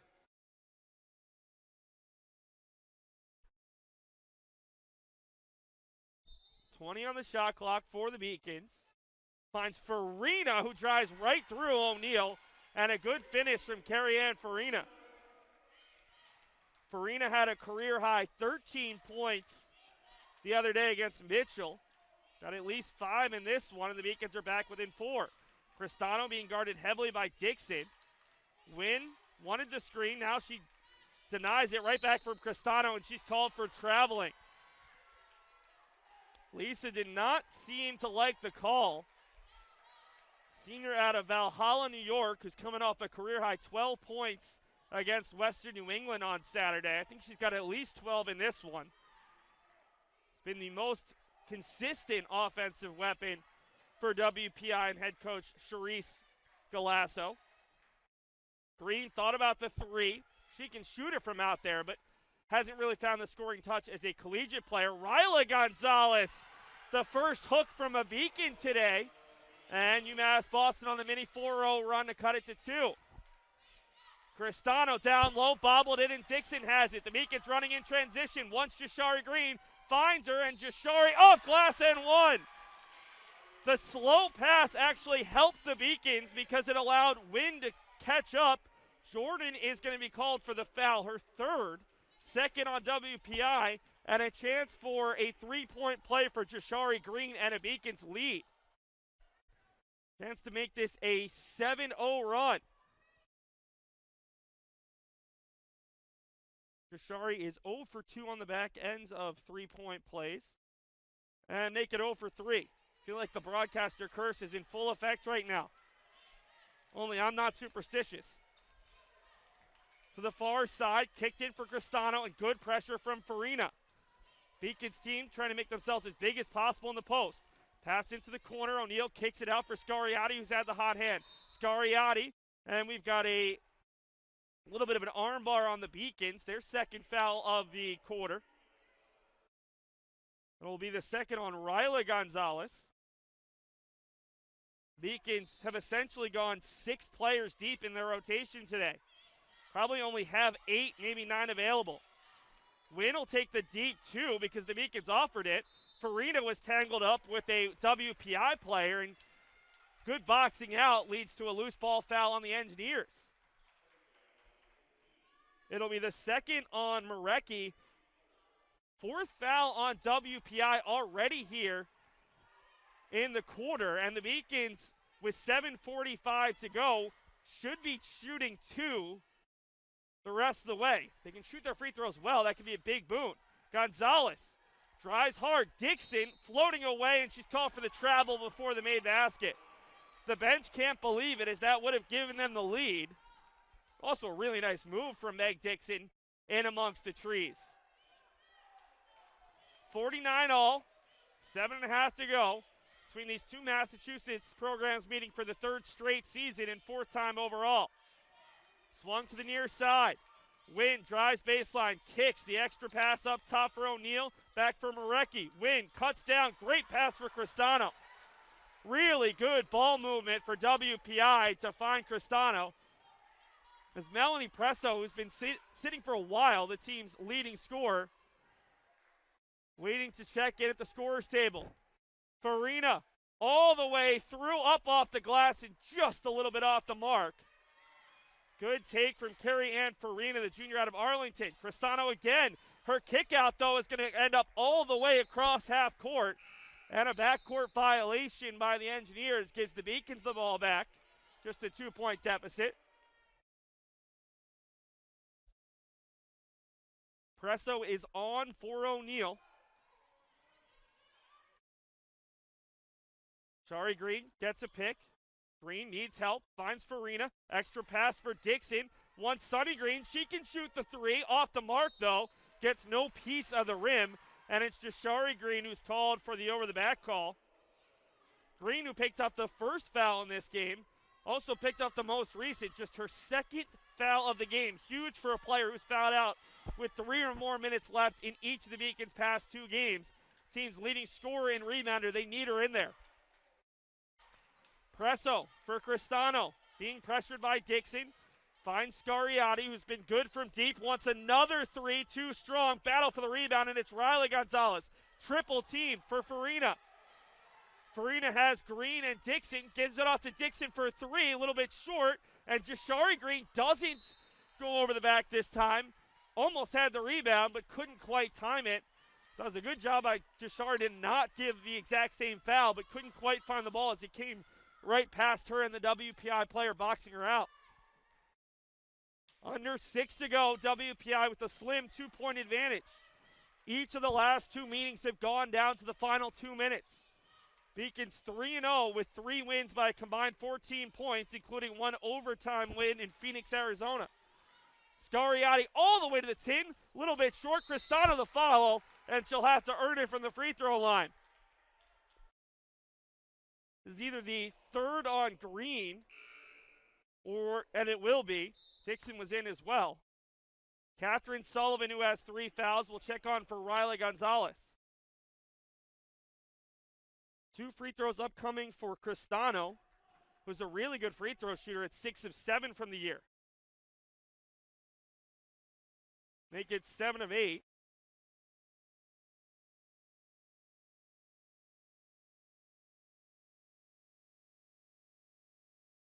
Knocks them both down. Cristano has a team-high 15 points.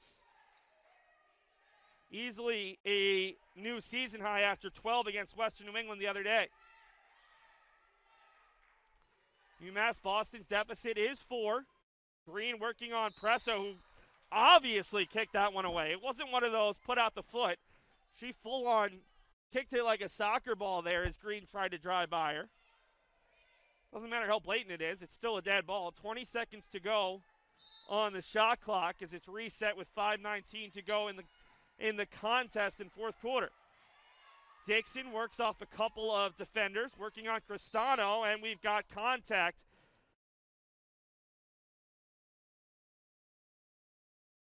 This is only going to be the 4th WPI team foul. Looked like there'd be 4 earlier on, so 14 fouls apiece now. It'll be free throws the rest of the way for both sides. Green for Dixon, takes a long 2, well short. And that was mostly because of the good defense from Jordan Wynn, who had a hand right in Dixon's face. Full court pressure from the Beacons, 3 players in the backcourt. To the near side, Scariati ahead for Wynn. Wynn will find Cristano, and WPI will set up. Backdoor cut, a little bit lucky to keep that ball alive, and it's Sonny Green who was on the sideline, or on the baseline there, and out of bounds. We've got immediate timeout here in the fourth quarter. It's WPI clinging to a 53-49 advantage. We'll take a timeout along with the teams and be back for the conclusion of this non-conference contest.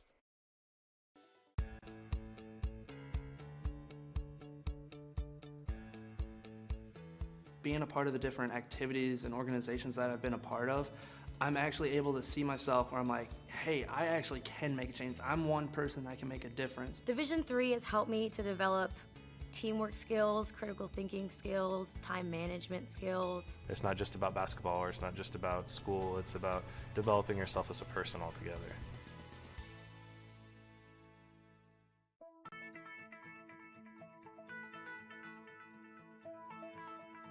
College has given me the flexibility to pursue my passions and my interests.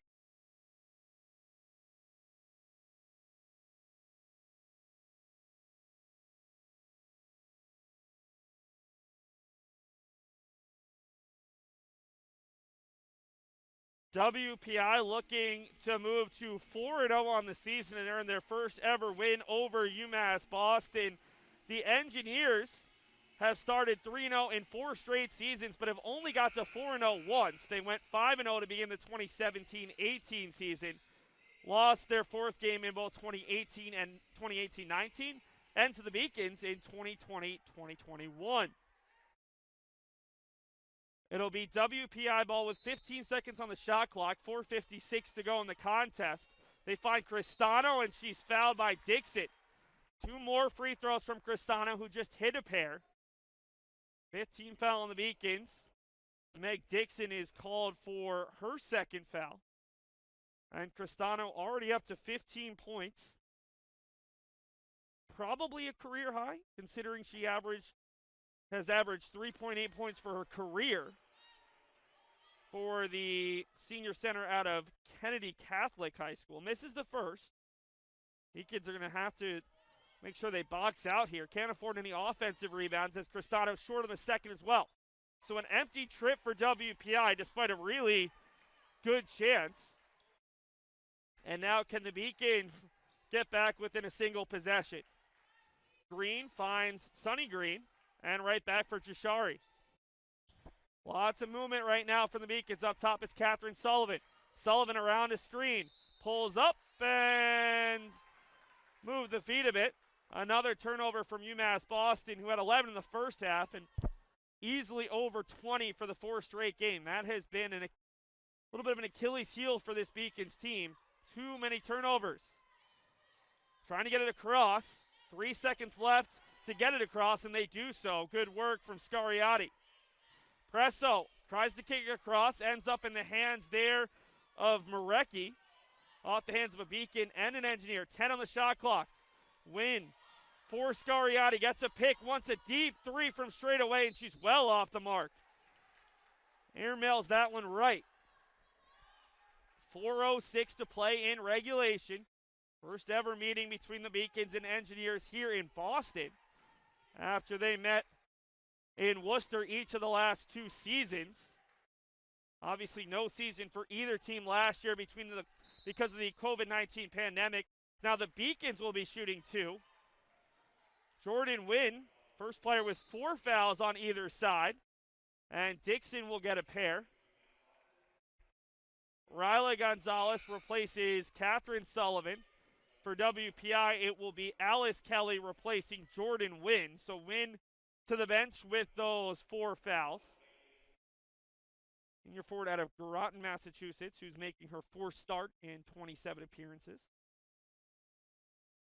Dixon's first is good. Meg had a career-high 28 points on Saturday against Mitchell. Nowhere close to that today, but she's still been effective. This has been a much lower scoring game as Dixon hits both. Final in that one was 88-74. I think the first team to 60 likely wins this game. Dixon hits a pair.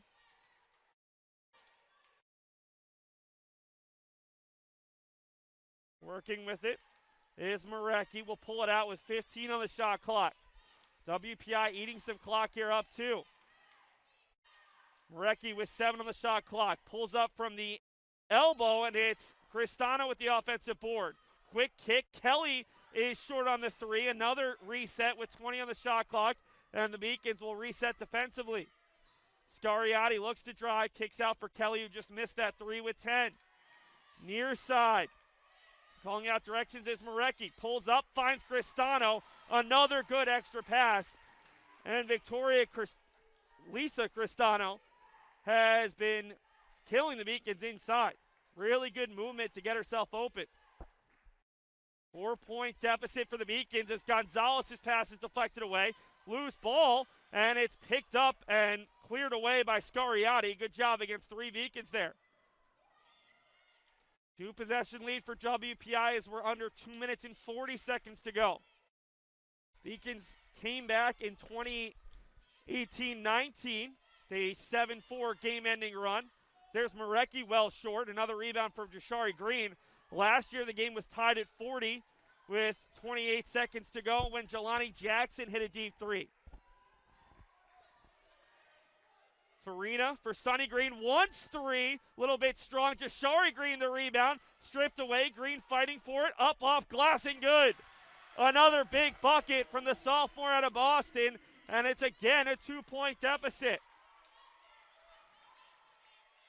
Beacons full court pressure. They haven't been getting the steals, but they're slowing it down. Cristano wide open, and Sunny Green able to get back and get a body in front of Cristano to deny the easy layup. 13 on the shot clock. Pass down low, bobbled, and the Beacons get the steal as Scariati couldn't handle it. Gonzalez gives it off to the short-handed Farina. Minute 37 seconds to go. The tension is building here closest end of a game the Beacons have been in thus far. They were down 5 in the final minute to NEC. Riley Gonzalez dribbles and is fouled. Cristano and Presso were both there, and she's able to draw the contact. First foul of the game on Melanie Presso, and it will send Riley Gonzalez to the line for 2. 3 of 5 coming in.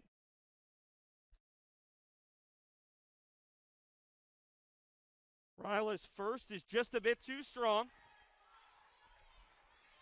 She was on the same high school team as Jashari Green, team that made several trips deep into the city and state tournaments here in the state of Massachusetts. Gonzalez knocks down the second, and it's a 1-point deficit. Closest the Beacons have been since WPI opened up a 53-49 lead.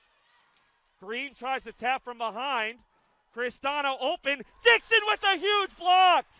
Meg Dixon comes across her third block of the game, and that saves what easily should have been another easy layup for Cristano. We'll get a timeout, and we'll take a timeout with the teams. It's a single-point lead for WPI with 1:16 to go. We'll take a break with the teams to be back with what hopefully will be an exciting finish here from the Clark. And I've recreated my identity for myself aside from just being an athlete. My greatest personal discovery has been that I am capable of doing things that I didn't know I was capable of doing. To be able to study what I wanted to and continue to play the sport I love, all of those things came together very nicely in one package in Division III.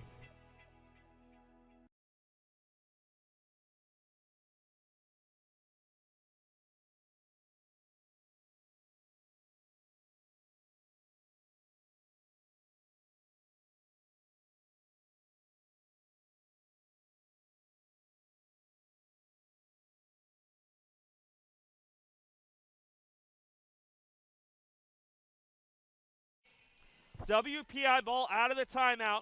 1:16 to go. 22 seconds on the shot clock. Scariati is out there with Kelly, Cristano, Presso, and Marecki. Cristano kicks it out wide open. Kelly on the near side. 3 from the wing. Too strong. Cristano rips down the rebound. It's loose. We've got a tie up, and it'll stay with WPI. Shot clock resets to 20, 1:05 to go. For the Beacons, it's Dixon, Ryla Gonzalez, Farina, Sunny Green, and Jashari Green. WPI gets the ball into Marecki, calling out instructions with 15 seconds.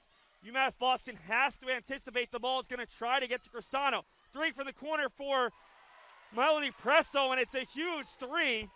WPI takes a 4-point lead. Beacons don't need 3. Kick it across for Dixon, double teamed, and a little bit of a hip check there will put Dixon to the line for 2 as Scariati gives the foul. Honestly, pretty good result for UMass Boston.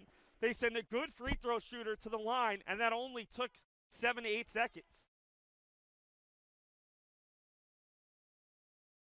Dixon, 2 for 2 in her first 3 games, knocks down another.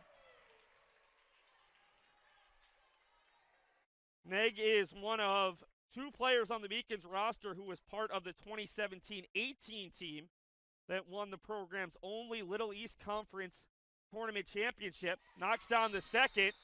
2-point WPI lead, and the Engineers will use another timeout. 58-56, we'll stick with it here from the Clark. Remember, game number 2 of our doubleheader, the UMass Boston men's basketball home opener, as the Beacons, who sit at 1-1 after the Babson College Invitational Tournament, hosts a Bridgewater State team that sits at 0-3 on the year. This weekend, the women's hockey team is at home, just about 100 yards to our left over at the Edward T. Berry Ice Rink. The women's hockey team in conference play this weekend. They'll host William Smith College on Friday at 6. And then on Saturday, it will be nationally ranked Elmira College. In the first ever meetings between UMass Boston and those 2 teams as conference opponents, William Smith and Elmira College, both newcomers to the New England Hockey Conference. Both men's teams, they're warmed up, they're ready to go. But first, we've got to get through an exciting finish for this women's game. WPI looking to move to 4-0, entering their first ever win over UMass Boston. For UMass Boston, 10 out of the 14 players on this roster looking for their first ever win at the collegiate level, at least in women's basketball. Kaylee Sullivan's gotten a couple with the women's soccer team. Dixon, Sunny Green, Jashari Green, Carrie Ann Farina, and Riley Gonzalez for the Beacons. For WPI, who will have the ball, two of their players didn't recognize that. It's Marecki, Cristano, Scariati, Kelly, and Presso, who just hit that big three. She's got the ball here. 15-second difference between shot clock and game clock, so the Beacons will get it back no matter what. Kelly on the far side. WPI looking to kill some clock right here, hoping for a late bucket to make it a two-possession game. Scariati with Gonzalez on her, under 10 on the shot clock. Kelly now with it, looking for options. Out for Scariati, wants the screen, deep three, off the mark, and the Beacons lose it. Dixon couldn't handle it. Beacons need to give the foul as the clock continues to run. They're down 2. Green tried to give the foul. Near side, the Beacons need to foul. Still haven't been able to do so, and finally Gonzalez gives it with 6 seconds. Almost a dream scenario for the Beacons as Dixon had the rebound, and as she tried to pull it down, lost the grip right into the hands of Victoria Marecki. It will be Melanie Presso at the line for 2. She has not attempted a free throw all season long. First one is up and good. The leading scorer for WPI has a chance to ice this game with this second free throw. Right now, a one-possession game, just 6.0 seconds left, and she hits both. Beacons will use their timeout as this team, not to say that they've already lost, but was so close to putting themselves in an ideal situation. Now down by 4 with 6 seconds left. They're going to need a bucket and either a steal or at least one missed free throw and a Hail Mary of a shot down the length of the court. Heather Jacobs huddling up her group.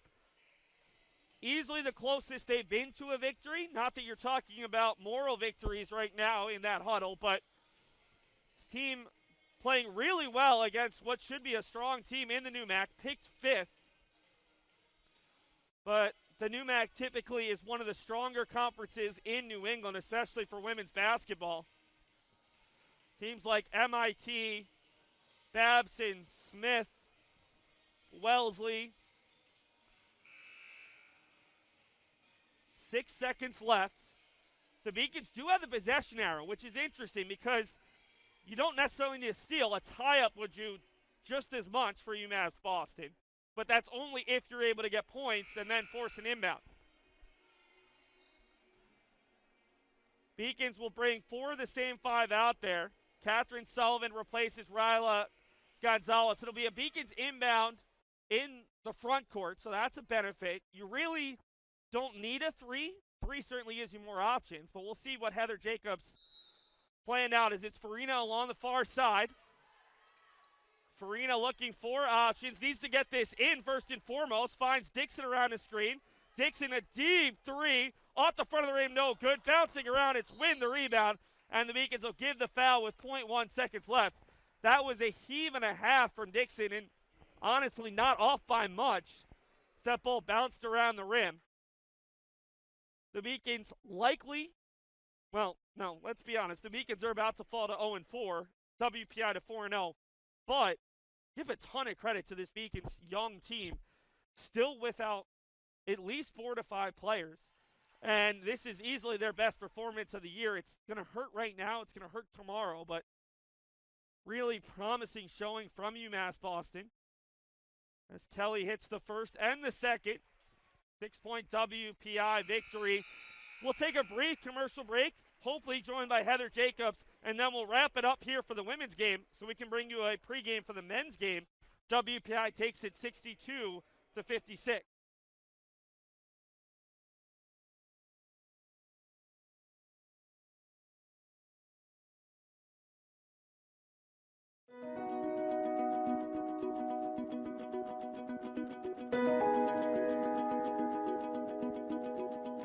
We want to do theater that is responsible.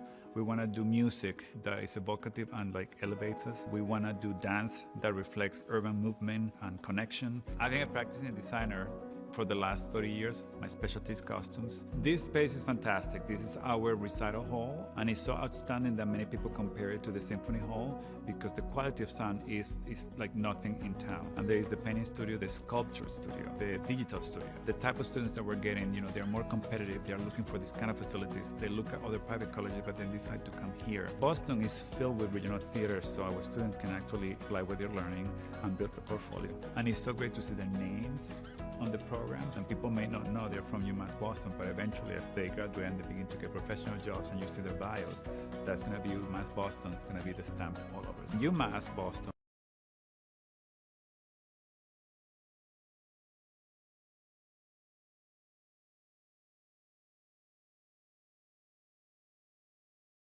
Joined by head coach Heather Jacobs. Coach, you're not looking at moral victories right now, but your team going in was the heavy underdog against the WPI team that's excellent defensively, has 7 seniors, and yet you not only were pretty good offensively, minus some of those turnovers, but really pushed your defensive success against a team that was looking like they might pull away with it in the second half.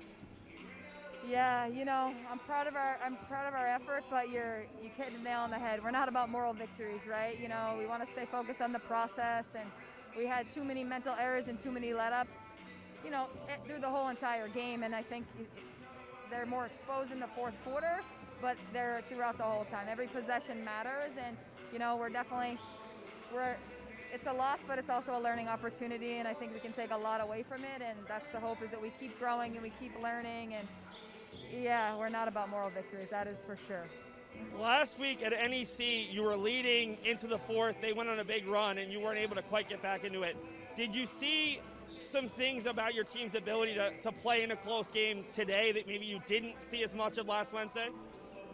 Yeah, I mean, I think we have a long way to go. I think we still have a lot to work on. This weekend, you're going to play a couple of strong programs no matter who you play on Sunday. What's the focus these next couple of days at practice heading into that holiday tournament? Biggest thing is we got to focus on ourselves and getting better every day, and you know, that's we don't even know who we're playing on Sunday, right? So in the end, no matter what, the emphasis has to be on our process and our improvement.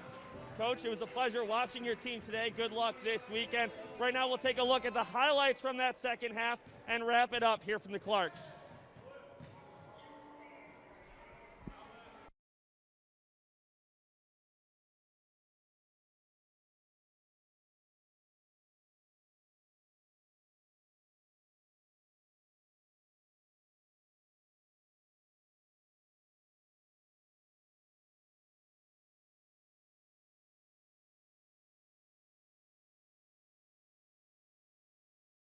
For Dixon, corner 3 from a tight angle, front rim no good. Jashari Green gets the rebound and puts it up.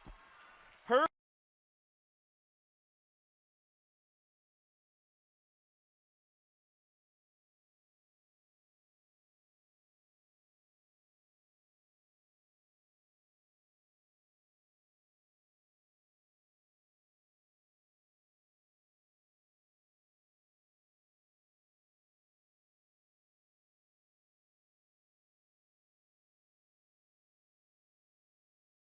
line.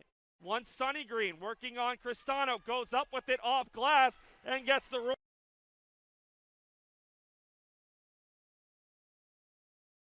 Finds Farina, who drives right through.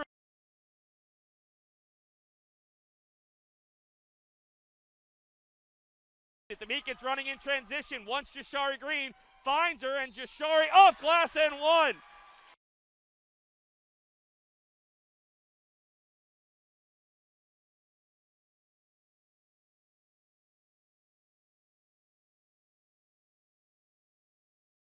For Sunny Green, once 3, little bit strong. Jashari Green the rebound, stripped away. Green fighting for it, up off glass and good.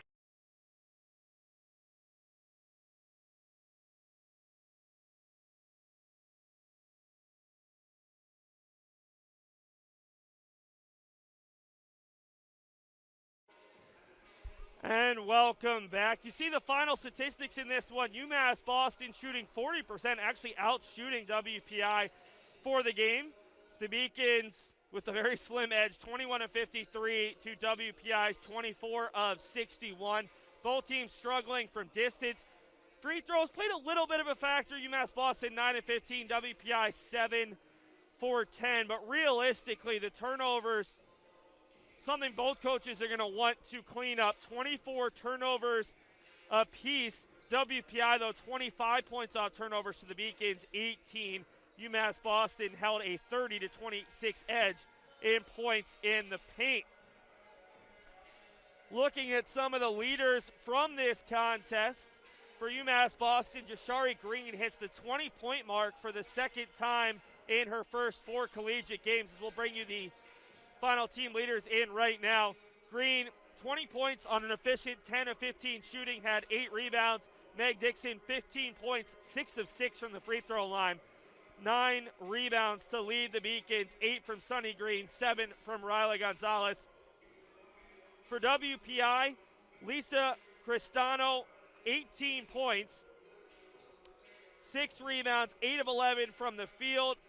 She added 2 assists, 12 points from Melanie Presso, including that huge corner 3 to give her team a 4-point advantage. She finished 4 of 10. 7 points from Alice Kelly, 8 from Victoria Marecki, and it was Cristano who led the team with her 6 rebounds. Quick look ahead for UMass Boston. As head coach Heather Jacobs said, they don't know who they'll play Sunday. They do know who they'll play on Saturday. It's Wellesley College on Saturday at Colby, 5 p.m. On Sunday, they'll take on either Colby College or Colby Sawyer, and then they open conference play on December the 4th against Eastern Connecticut State. We want to give a shout out to our production crew doing a great job all afternoon, I guess afternoon into evening, with this one starting at 6. Allie Crawford, your producer. Gina Albano was directing. Tam Landry was on graphics. Combination of Nick Branch, Nicholas Suma, and Hilly Rodriguez helping out as well. Our camera operators, Elsa Vanaco, Jackson Snyder, Lauren Bethea, and Danny Colazzo. That'll do it from the Clark for Game 1. It's WPI a 62-56 winner. We'll be back with game number 2 in just about 5 to